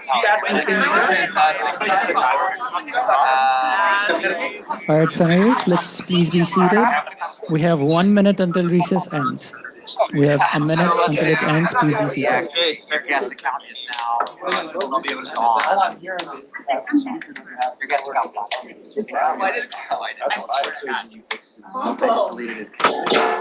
Hello, everybody. We are back in formal session again with some thorough investigation on the matter itself. We did find that although the operating procedure that is currently there from 2015 does not really state anything regarding that, we did find that the website did clearly mention that any applications should be submitted to before Tuesday. But at the same point, since this is something that we plan to add on the current operating procedure, which has not been voted upon, it is up to the speaker's decision. And I think it would make more sense to give this candidate an opportunity today, just because there is only one seat left for CSET and he is an off-campus student, which means that even if he wishes to apply for the election via other position, he would not be able to. So I think it is wise to give both the candidates the opportunity to compete for it and declare that ruling, I guess. So both the candidates, please proceed to the podium. I will assign both of you a nickname, okay? Candidate 1 and candidate 2. I will explain you how this voting procedure will work. First of all, you both will be given 2-minute time for your opening statement. Candidate 1 will give his opening statement, then candidate 2 will give his opening statement.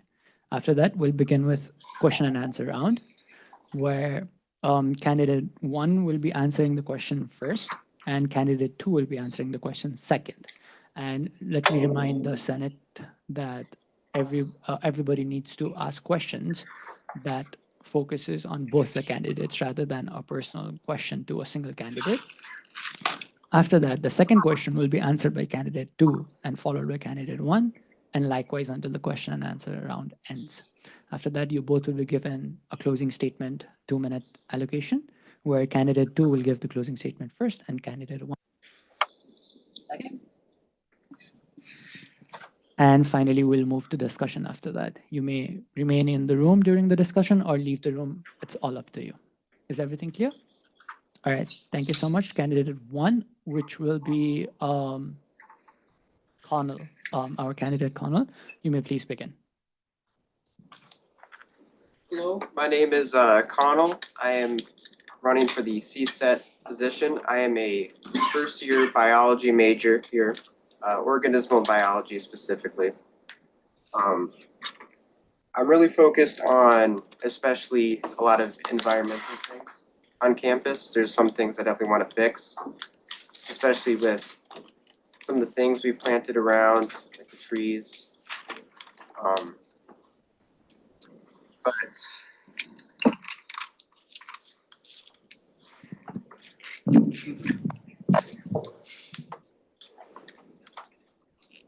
So anyways, my first year here, I'm currently in biology and chemistry classes.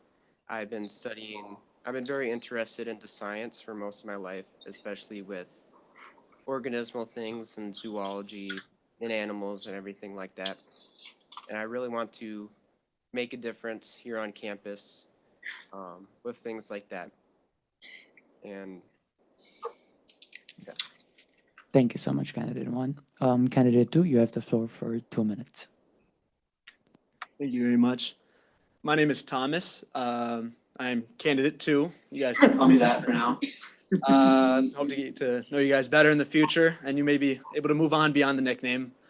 But I'm also here for the CSET position on Senate. My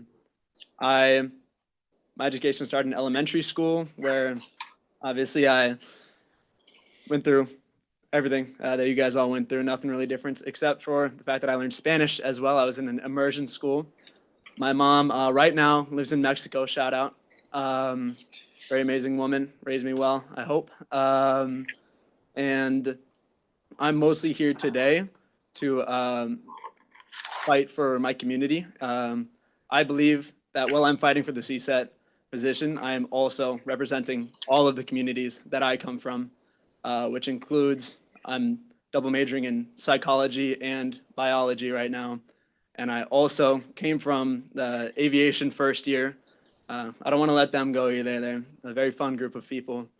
But I'm mostly here to push our agendas towards higher positions of power that can do things that we cannot do. And I am very willing to fight for myself and fight for you guys. And I believe we need someone strong and willing to take on extra responsibility to do that. And I believe that is me. Thank you so much. We will now begin with our question and answer round. Candidate 1, you may answer the question first. Are there any questions? Senator Willie. Thank you, Mr. Senator. I am wondering for you guys, since CSET is a very important position on our campus with the technology and things like that, what are what are certain issues that you both have seen that is bringing you towards this place to try and make an active change?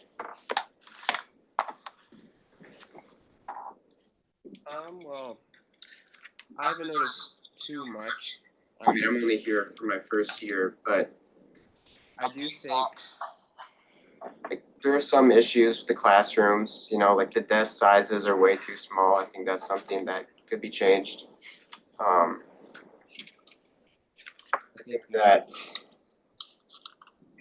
maybe there's some things that could be different with the like PPE, like the glasses for chemistry are very expensive.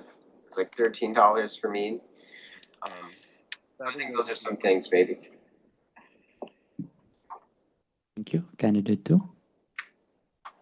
I believe that, and I will personally fight for this as well. I want to talk to the dean or someone in a position of power to move towards the college having more internships and focusing a lot more on internships, because in the CSET community, there is a drive in the workplace right now that you need to have experience. We all know this. We're all fighting to get jobs right now. You need to have more experience than years that you've really been walking this earth. And I believe to get that experience, we should be leveraging the connections our college has.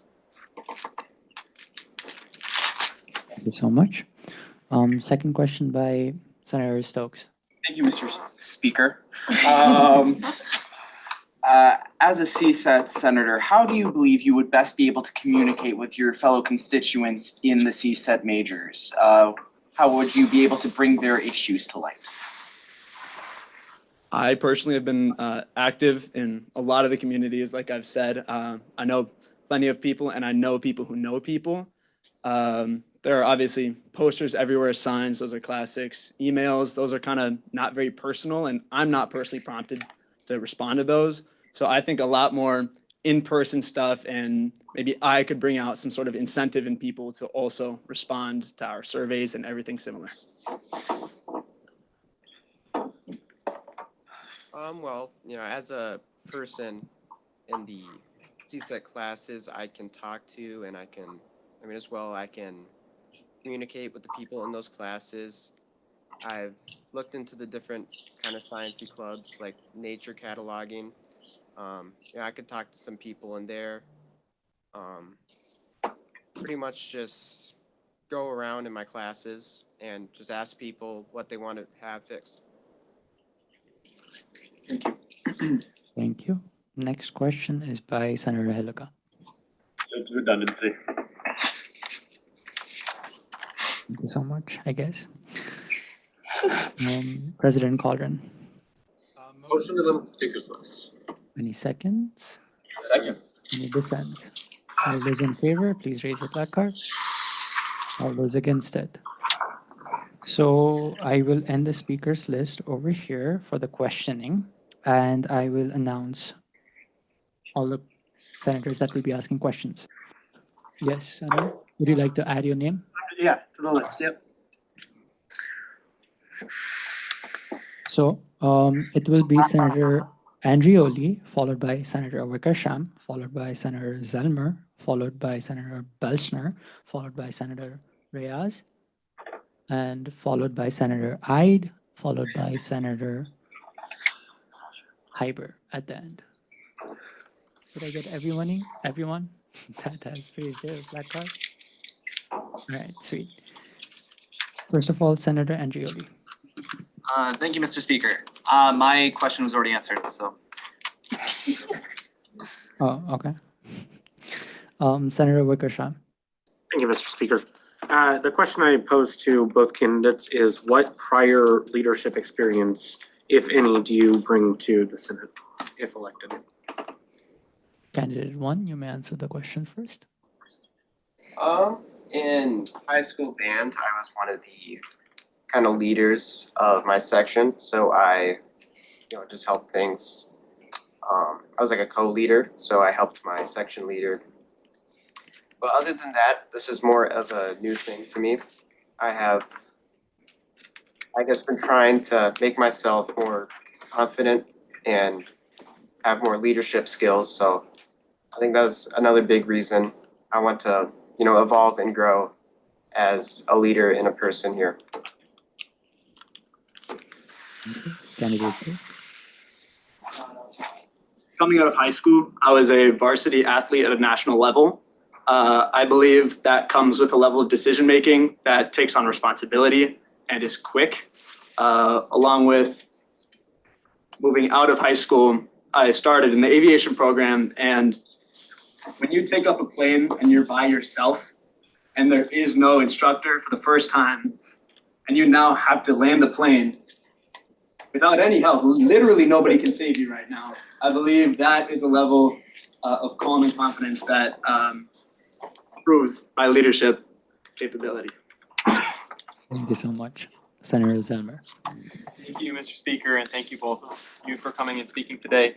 With CSET being such a large and diverse college representing everyone from biology to automotive and engineering to construction management, how do you plan to reach out to each different student group and hear those voices with it being such a large community? That's a good question, thank you.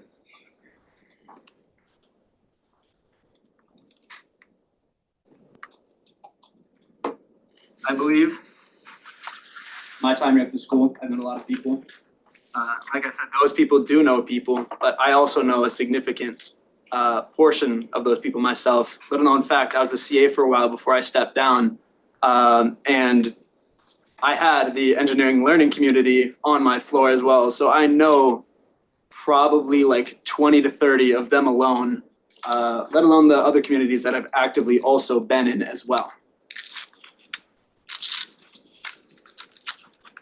I have different connections in my classes with a lot of people in different majors and chemistry classes and biology classes. I also do know, like my roommate is a civil engineering major, and I need to, ask him. I could ask him what issues they are facing in his major, and he knows other people in his major as well. Thank you so much. The next question will be Senator Belcher. Thank you, Speaker. Candidates, first question, do you have any other prior commitments that would impede on your ability to be a good senator? And how long do you plan on sticking around in Senate? I do not have many commitments. I am part of the jazz band, but that's only 3 days a week at noon. But other than that, I don't really have anything else going on. So, and I plan on staying here pretty much as long as possible, really. Probably over the next couple of years, I think. Thank you so much. Candidate two.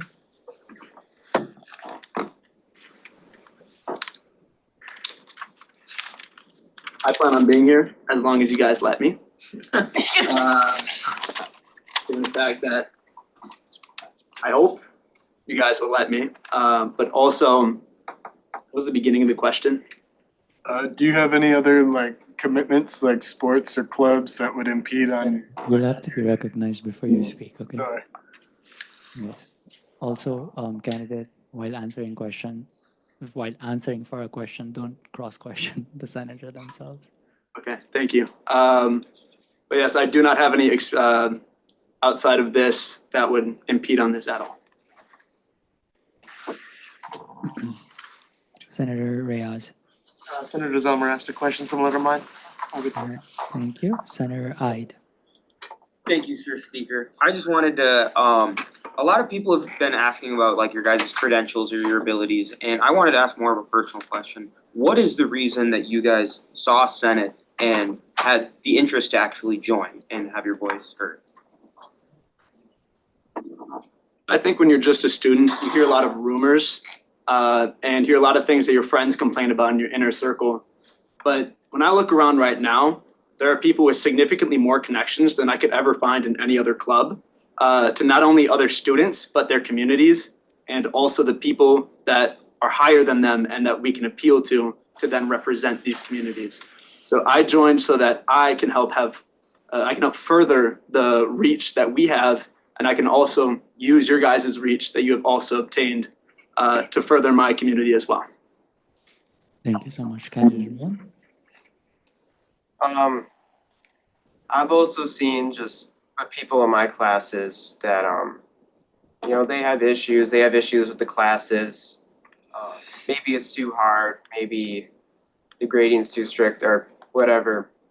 So that's a big thing. But I think a big reason is I feel very strongly about biology and science, and I feel very strongly about environmental issues. I feel very strongly about the environmental issues that we're facing on campus and in Mankato and the area.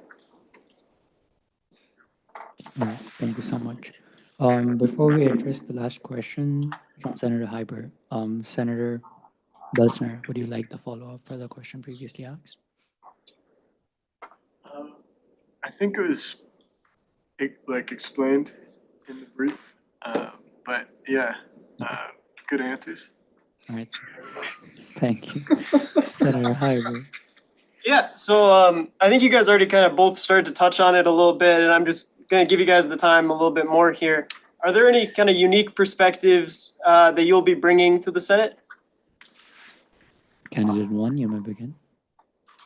Well, I come from Lakeville, Minnesota, so I grew up relatively sheltered, but I did grow up in especially different communities. I started in private school from elementary to middle and then moved on to public school. So having to kind of change where I was school-wise and everything like that, I think has helped me. I've seen the perspectives from two different groups of people.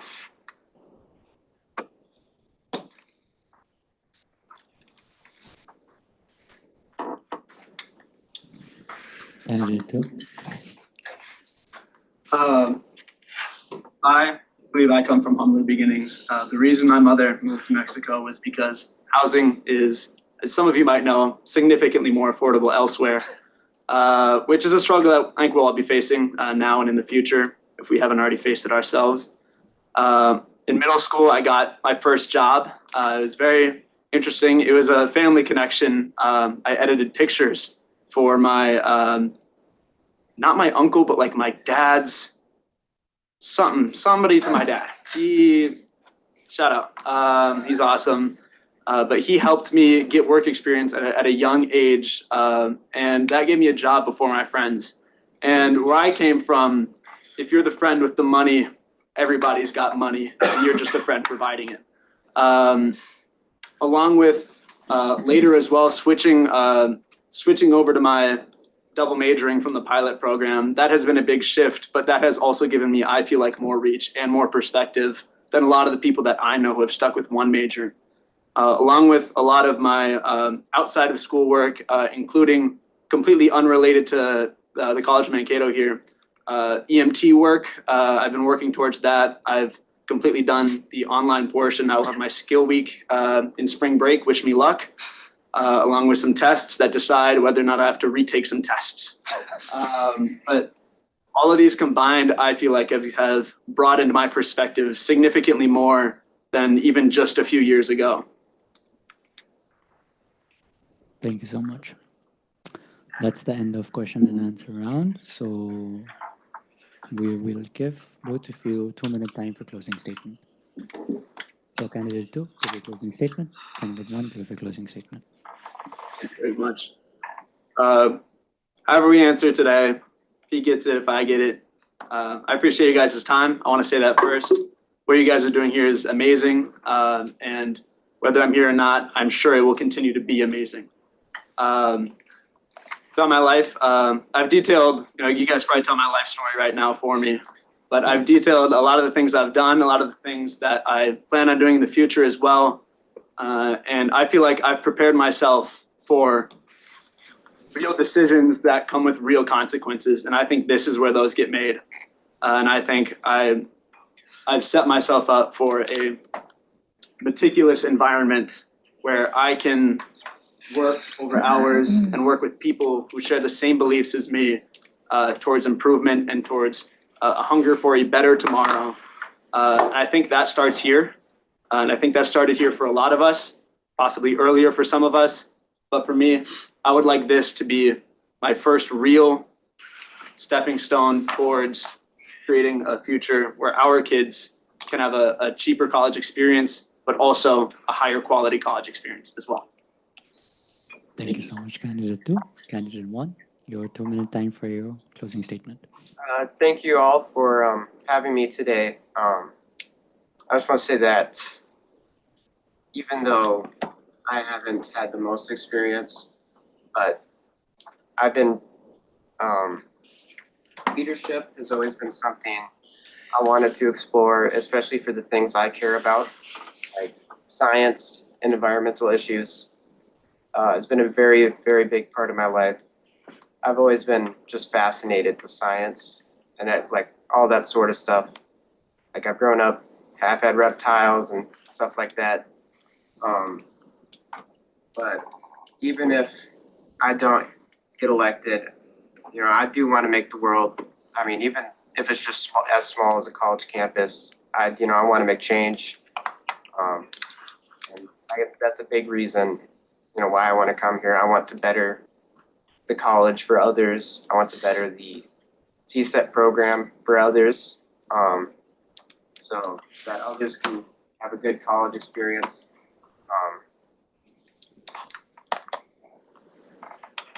Thank you so much. We will now begin with our discussion. So if you want, the candidates may leave the room or still stay in the room. I'll begin from this side. Actually, I'll begin from this side. Senator Hyber. Yeah. Thank you, Speaker. I just want to start with a few words in favor of candidate Woodward, candidate number 2. And there's just 3 things from his speaking that I'd like to recognize. First, and perhaps most importantly, I'm not sure how many of you noticed, but candidate Woodward sat in the gallery for the entirety of committee before this. Now, as someone who has heard how 90% of you gripe, complain, and moan about how much you hate going to committee, I think the fact that he sat through all of it and still decided to fight to stand in front of you all is a huge testament to his commitment to this organization. Second, I'd like to highlight candidate Woodward's multifaceted background. It's not often we get a senator who's kind of like a Swiss Army knife, who's so easily able to work with and see into the lives of so many different groups. EMT training that could lend itself well to working with senators from the College of Allied Health and Nursing, a double major of biomed, of course, lending itself to CSET, and psychology lending itself to humanities and social sciences, which I'm personally very excited for the extra support there. And finally, I just want to point out the confidence and the passion, which was very evident in his stage presence. And it's just energy and humor that I think we're desperately in need of here as a government.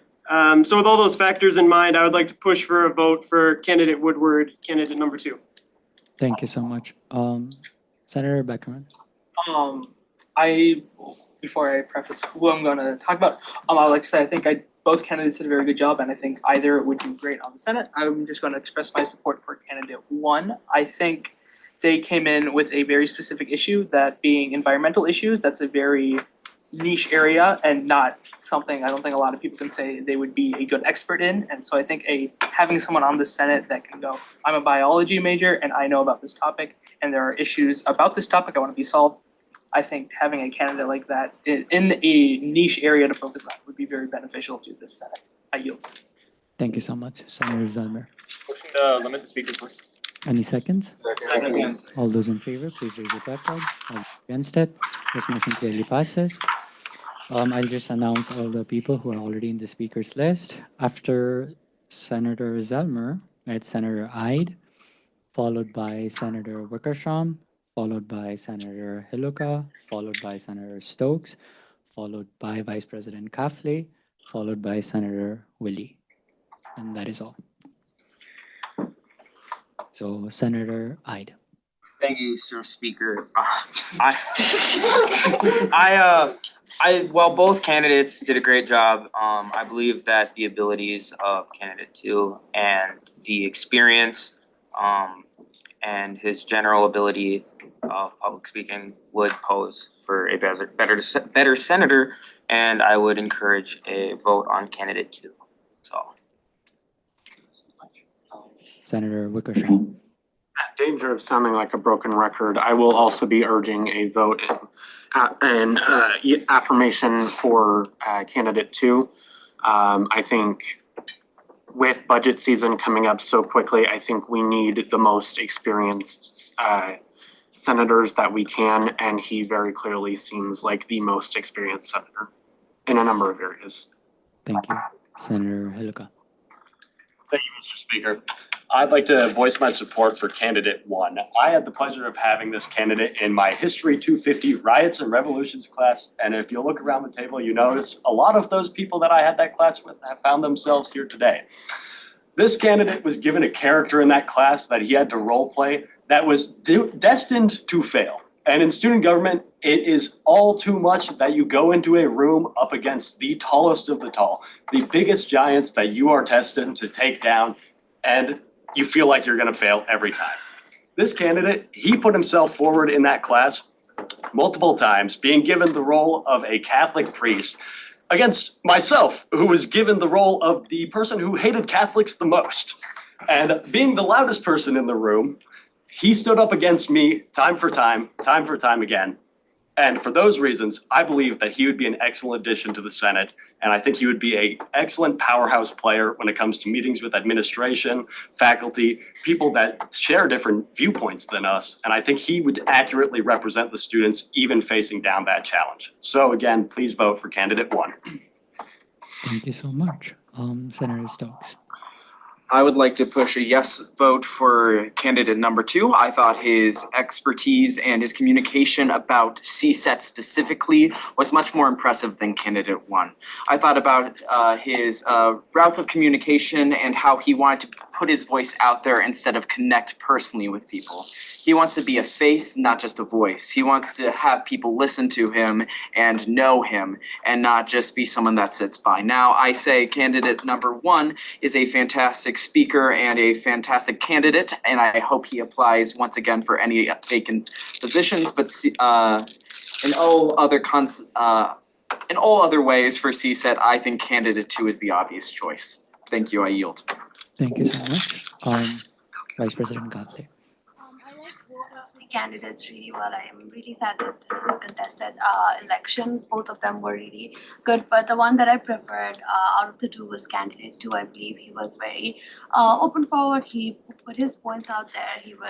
He knew what he was doing, and so did candidate 1 as well. But I believe candidate 2 was way more confident, and that is why I'll be pushing a yes vote to candidate 2. Thank you so much. And lastly, Senator Willie. Thank you, Mr. Speaker.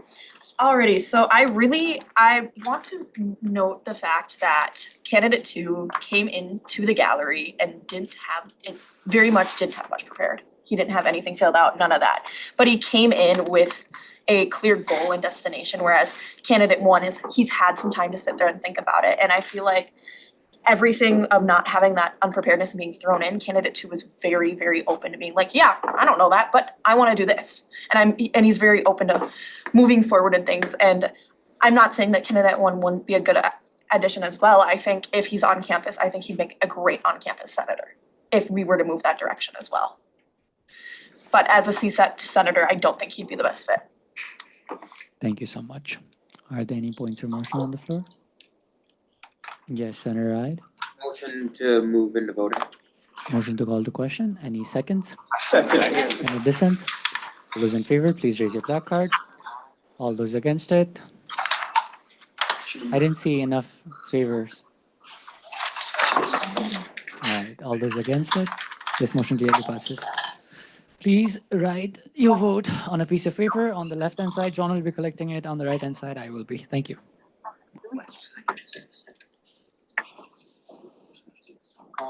Just write a 1 or 2. Yeah, just one. Wait, which one's one? Which one's two? I already wrote down my votes. I write the senators' names and then I Perfect, say. okay. Actually, I shouldn't say what. Do not. There's a lie that's legal. Get out. Alright, it I actually wrote a whole paragraph. I of reasoning literally have to on go my somewhere. For you, Mr. Senator. You want me to tell her that Yeah. actually? Sir, Speaker. Alright, you ready? Brendan. Mr. Senator. Speaker, yes. Mr. Speaker, that's what it's coming off as. Well, I was gonna say. Have they not canceled band practice?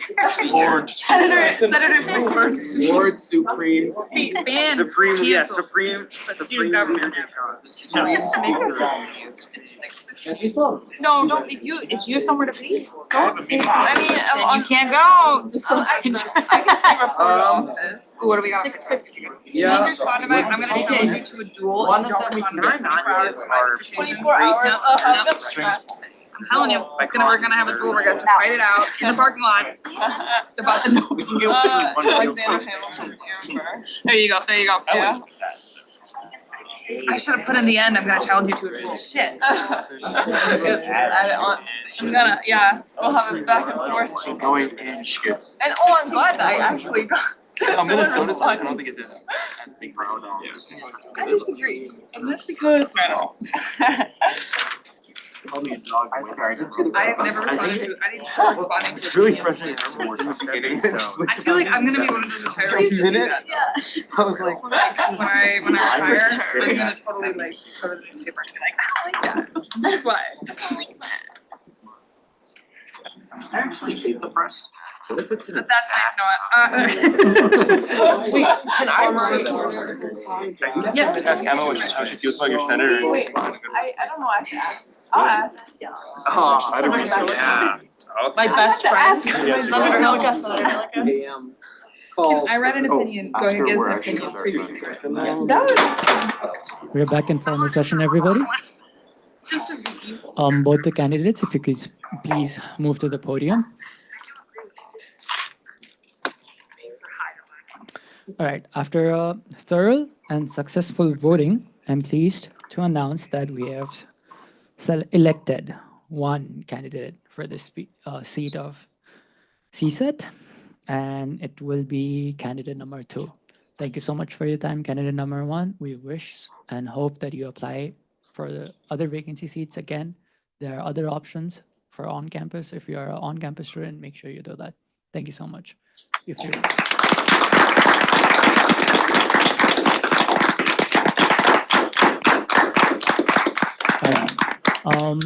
I'd also like to request Senator Andre to please join us at the podium to take the vote as well. All right, I want both of you to raise your hand. First of all, Senator Andre, repeat after me. I state your name. I, Abigail Andre. Now, Senator Woodward, repeat after me. I state your name. I, Thomas Woodward. Now, both of you repeat after me together. Will represent and serve Will represent and serve the students of The students of Minnesota State University, Mankato Minnesota State University, Mankato. in student life student life, and academic needs, academic needs, and will uphold the mission, will uphold the mission, Constitution, Constitution, and bylaws and bylaws of the student government. of the student government. I so affirm. I so affirm. Thank you so much. Both of you. Please join us at the seat.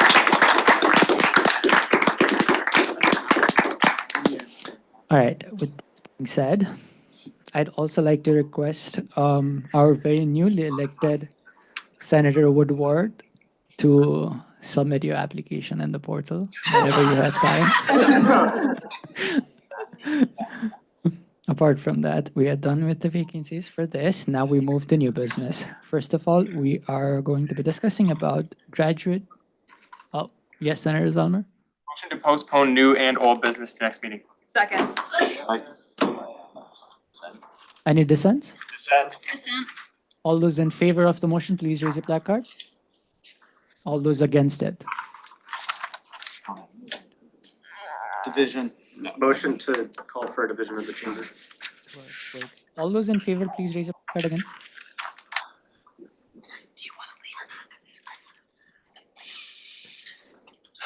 This motion clearly fails. Yes, Senator Hyde? Motion to table just new business for the next Senate meeting. Any seconds? Second. Any dissents? All those in favor of the motion, please raise your placard.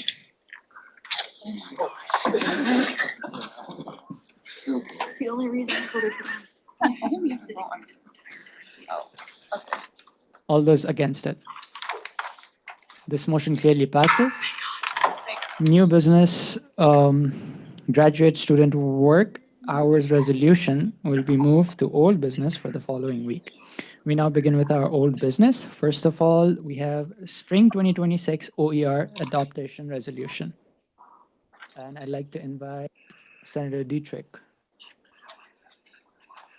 to present it.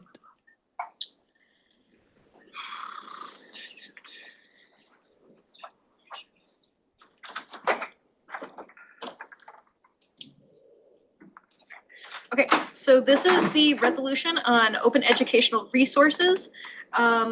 For those who were maybe not here last time, it goes over that open educational resources are free to use textbooks and course materials.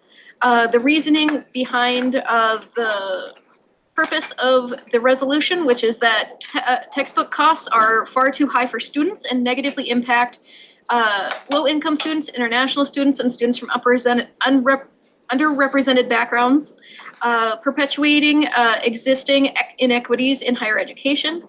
Our goal with this resolution is to promote the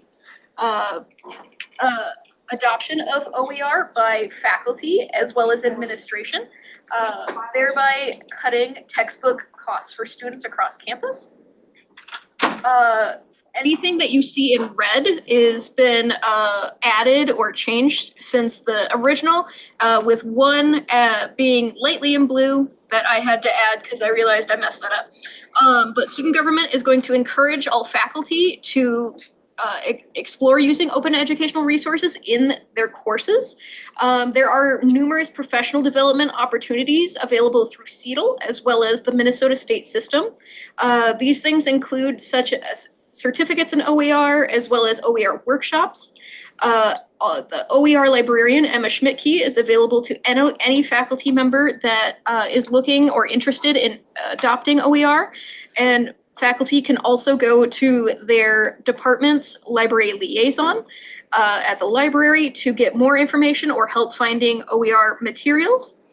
The purpose of the resolution is to also urge administration to expand or emphasize existing supports for faculty adoption of OER, emphasizing sabbatical opportunities and reduced teaching credit loads in that would allow faculty to redesign their courses around OER and open pedagogy. We call on this resolution calls on administration to develop and implement a strategic plan to recognize and incentivize faculty and departments that adopt open educational resources in their courses. Incentives include and recognition include through annual reviews, promotions, and tenure considerations. Yeah. Thank you so much. And the second? Senator Wickersham. Yeah, I agree with all the changes that were made over the past week to the resolution. I will once again emphasize that this resolution needs to be passed as soon as possible because to give the admin as much time to implement the strategies that we've outlined here. And I cannot see any reason for a note for a vote in negation of this when we have the very real possibility of a 5 to 7% increase in tuition on top of an 8% tuition increase this past academic year, along with potential fee increases if that is what this body decides to pass. All right, thank you so much. Do we have any questions from anyone to the author and the second? Yes, Senator. Motion to call the question. Any seconds? Second. Any dissents? Yeah. Oh, okay. That's fine. Yeah, we have to actually make amendments. So any dissents? Dissent. You are dissent. Motion to withdraw. Are there any other points or motion? Yes. Senator I Demetriou. would like to motion to approve the amendments. Any seconds? Second. Any dissents? Favor? Please raise your placard. All those against it. And this motion has been amended successfully. Yes, Senator Hillstead. Well said. Yes, Senator Hillstead. Hillstead. One clarification. I'm too tired. Yes, John. I may just make a clarification for you. If there is no further discussion, no motion to call the question is needed. We just move into a vote, folks. Yeah. Okay. So is this a motion to go into vote? It is? Quiet, and then now you just move it into a vote. Okay, all those in favor of this resolution, please raise your placard. All those against it? Okay. All right, it just clearly passes. Thank you. We move forward. We move forward with our second old business, actually third, fourth, fifth, very long, for operating procedure. Yes, Senator Dietrich. Motion to table whatever is left of the agenda outside of roll call. Second. All right, one thing. We just need to vote and approve on this. Oh, Cool. okay. Withdrawn. Okay, thank you. Are there any other motions? So the operating procedure. Any other motions?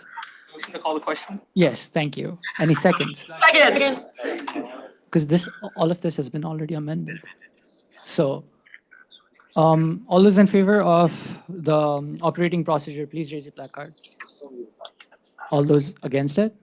Yes, Sean? If I may, I'm sorry to hold up your process. However, this has been amended since originally presented, so you will need to adopt the amendments in this version.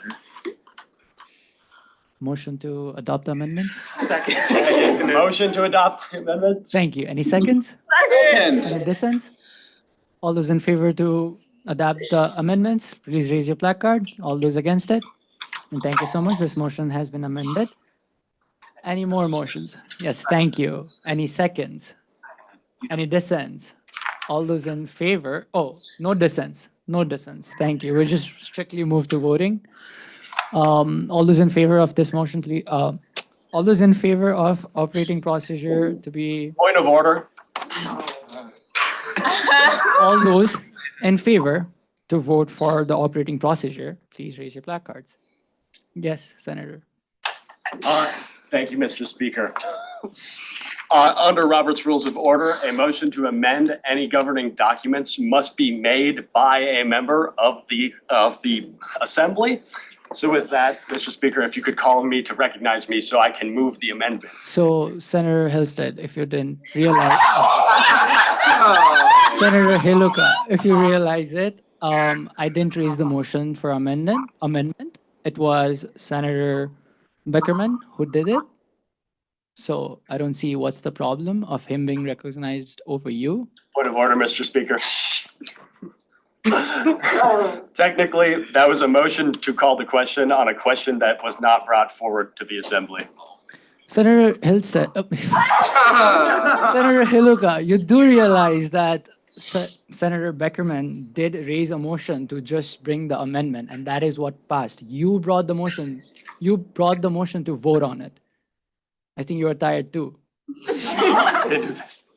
Yes, Senator Dietrich. Motion to approve whatever Tyler's talking about. Second. Any dissent?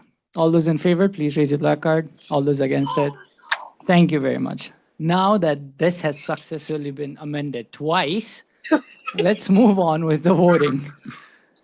Any motions to call to question? Anybody? Call the question. Motion to call the question. Thank you. Any seconds? Any dissent? All those in favor, please raise your placards. All those against it.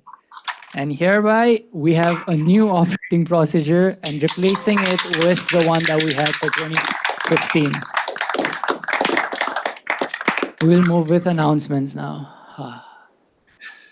Any announcements? Yes, Sean. Thank you, Mr. Speaker, and thank you, Senate. Hey, great questions, y'all, for those presenting the budgets today. To Senator Woodward, as you know, we are now in budget season. You'll hear that referred to affectionately. We are in the busiest time of the year for the student government. You all asked some great questions. As I mentioned, in the Teams folder, you have access to the presentations and the supporting documents. And as I stressed at the, during the time when I presented about the fees, your biggest responsibility here is to be informed and to do your homework on this. So please review those presentations. If you have questions that were not addressed during the presentation today, take it upon yourself to speak with Director Beisman, or Tim Marshall has a better picture of the budget, but Kevin can address questions as well.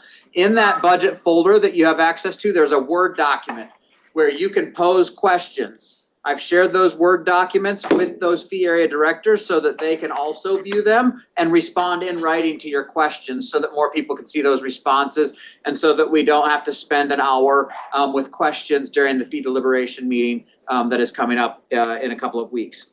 Next week, I will be presenting during committee meeting time about the athletics fee athletics fee process, as well as the student activity fee process.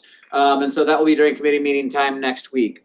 Let's see here. Be safe tonight. The roads are bad. It's a mess out there. Also want to congratulate you on your win. It was well earned, but not a shock. And then also, as I've reminded you, we are approaching spring break time. We have 2.5 weeks left before spring break. So we are in week 6 right now of the semester. As I've mentioned before, once we hit that spring break time, you have crested the roller coaster of the semester, and we are now on a downhill trajectory in terms of speed and acceleration, the rate at which stuff happens. So hang in there. If you've got goals that you want to accomplish, please try to accomplish those within the next 2.5 weeks, ideally, but certainly by the end of March, because we know what a busy time it is on campus in April. Last but not least, I did post in the general channel on the discussion board for the Senate meeting. There was an announcement that came out this afternoon from the president's office. It went to all faculty and staff, not to students, but I want to make sure that you are informed. Sitting next to Mark back there during the meeting today was Dr. Brian Jones. He is the acting vice president for student affairs and enrollment management. The person who had previously been in the permanent role for vice president for student affairs and enrollment management was named today as the permanent president at Southwest Minnesota State University. So Dr. David Jones has been named to that role. So he will be leaving the university. Dr. Brian Jones will be fulfilling the responsibilities of that position at least through the end of the fiscal year this year, meaning through June 30th. So the post that I shared in the discussion board is the email that was directly from President Inch today. And so you can see what he has announced in terms of a timeline for that search. So we congratulate Dr. David Jones. He's been at the university for more than 10 years and been a good supporter of students and a great ally of student government. Dr. Brian Jones has been that for you this year and will continue to do so. So that's all I have today. Thank you so much. Do we have any other announcements? Anyone else with any announcements? Yes, Senator. Yeah, just a reminder that my town hall on scholarships is tomorrow, 5 to 6, southwest corner of the library. Be there, be square. Hoping this one goes well. So I would love your guys' support with all the organizations that you're a part of. So. Also, I'm bald again, so that's also an announcement. Thank you so much. Senator Hiluka. Thank you, Mr. Speaker. I just have one quick announcement. On Wednesday, February 25th, we will be having a student government coffee and conversations in the southwest corner of the library from 12:30 p.m. to 1:30 p.m. Be there or be triangulaire. Thank you so much, Senator Hiluka. Although, if you had paid attention, I think Vice President Kafle made that announcement in her officer report. Lastly, I do have some announcements, everybody. So, as we all know, for vacancies, we need 2 weeks of announcement to elect anyone. So today here, I formally announce my resignation and declare that the speaker position is open in 2 weeks. I will be resigning because of some personal reasons, but anyone interested in wanting to know more about it, I am willing to email some information about it. Is that clear? So this is the first week of announcement, and then the next Senate meeting will be the second week of announcement. After that, we will be able to elect a speaker. Until then, either vice president or president will be acting and maintaining the decorum of the committee itself. And if you guys have any other questions, do let me know. Now we'll begin with our roll call. Anybody with any questions? Yes, Senator Wickersham. When is your resignation effective? Right now, after this meeting. Okay. No. Yes, Senator Zellmer. Motion to move to roll call? Thank you. Any seconds? All right. Any dissents? One dissent. All those in favor, please raise your placard. All those against it? And this motion clearly passes. I get to do this one last time. Thank you so much. So now, I'll begin with the roll call. Senator Ray, Senator Liu, Senator Wickersham, Here. Senator Belchner, Here. Senator Heluka, Here. Senator Willie, Here. Senator Stokes, Here. Senator Beckerman, Senator Helsted, Senator Knauer, Here. Senator Andrioli, Senator Reyes, gone. Senator Aubart, gone. Senator Dietrich, Here. Senator Vaughn, Here. Senator Olson, Senator Olson, Senator Bartlett. Here. Here. Oh, thank you so much, Senator. Oh no.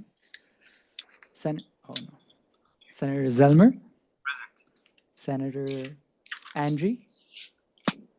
Not here. Senator Hyber. Here.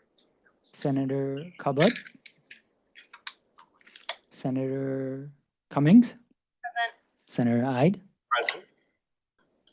And Vice President Kafle. President Caldron. And Speaker Thapa is here. And this is currently One more. newly elected senator, Senator Woodwork. Here. Thank you so much. With conviction. It is currently 6:37 p.m. and I call this meeting adjourned.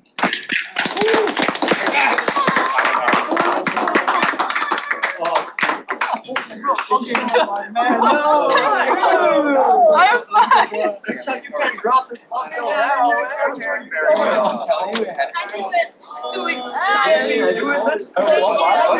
The entire balance just got, congratulations on your resignation.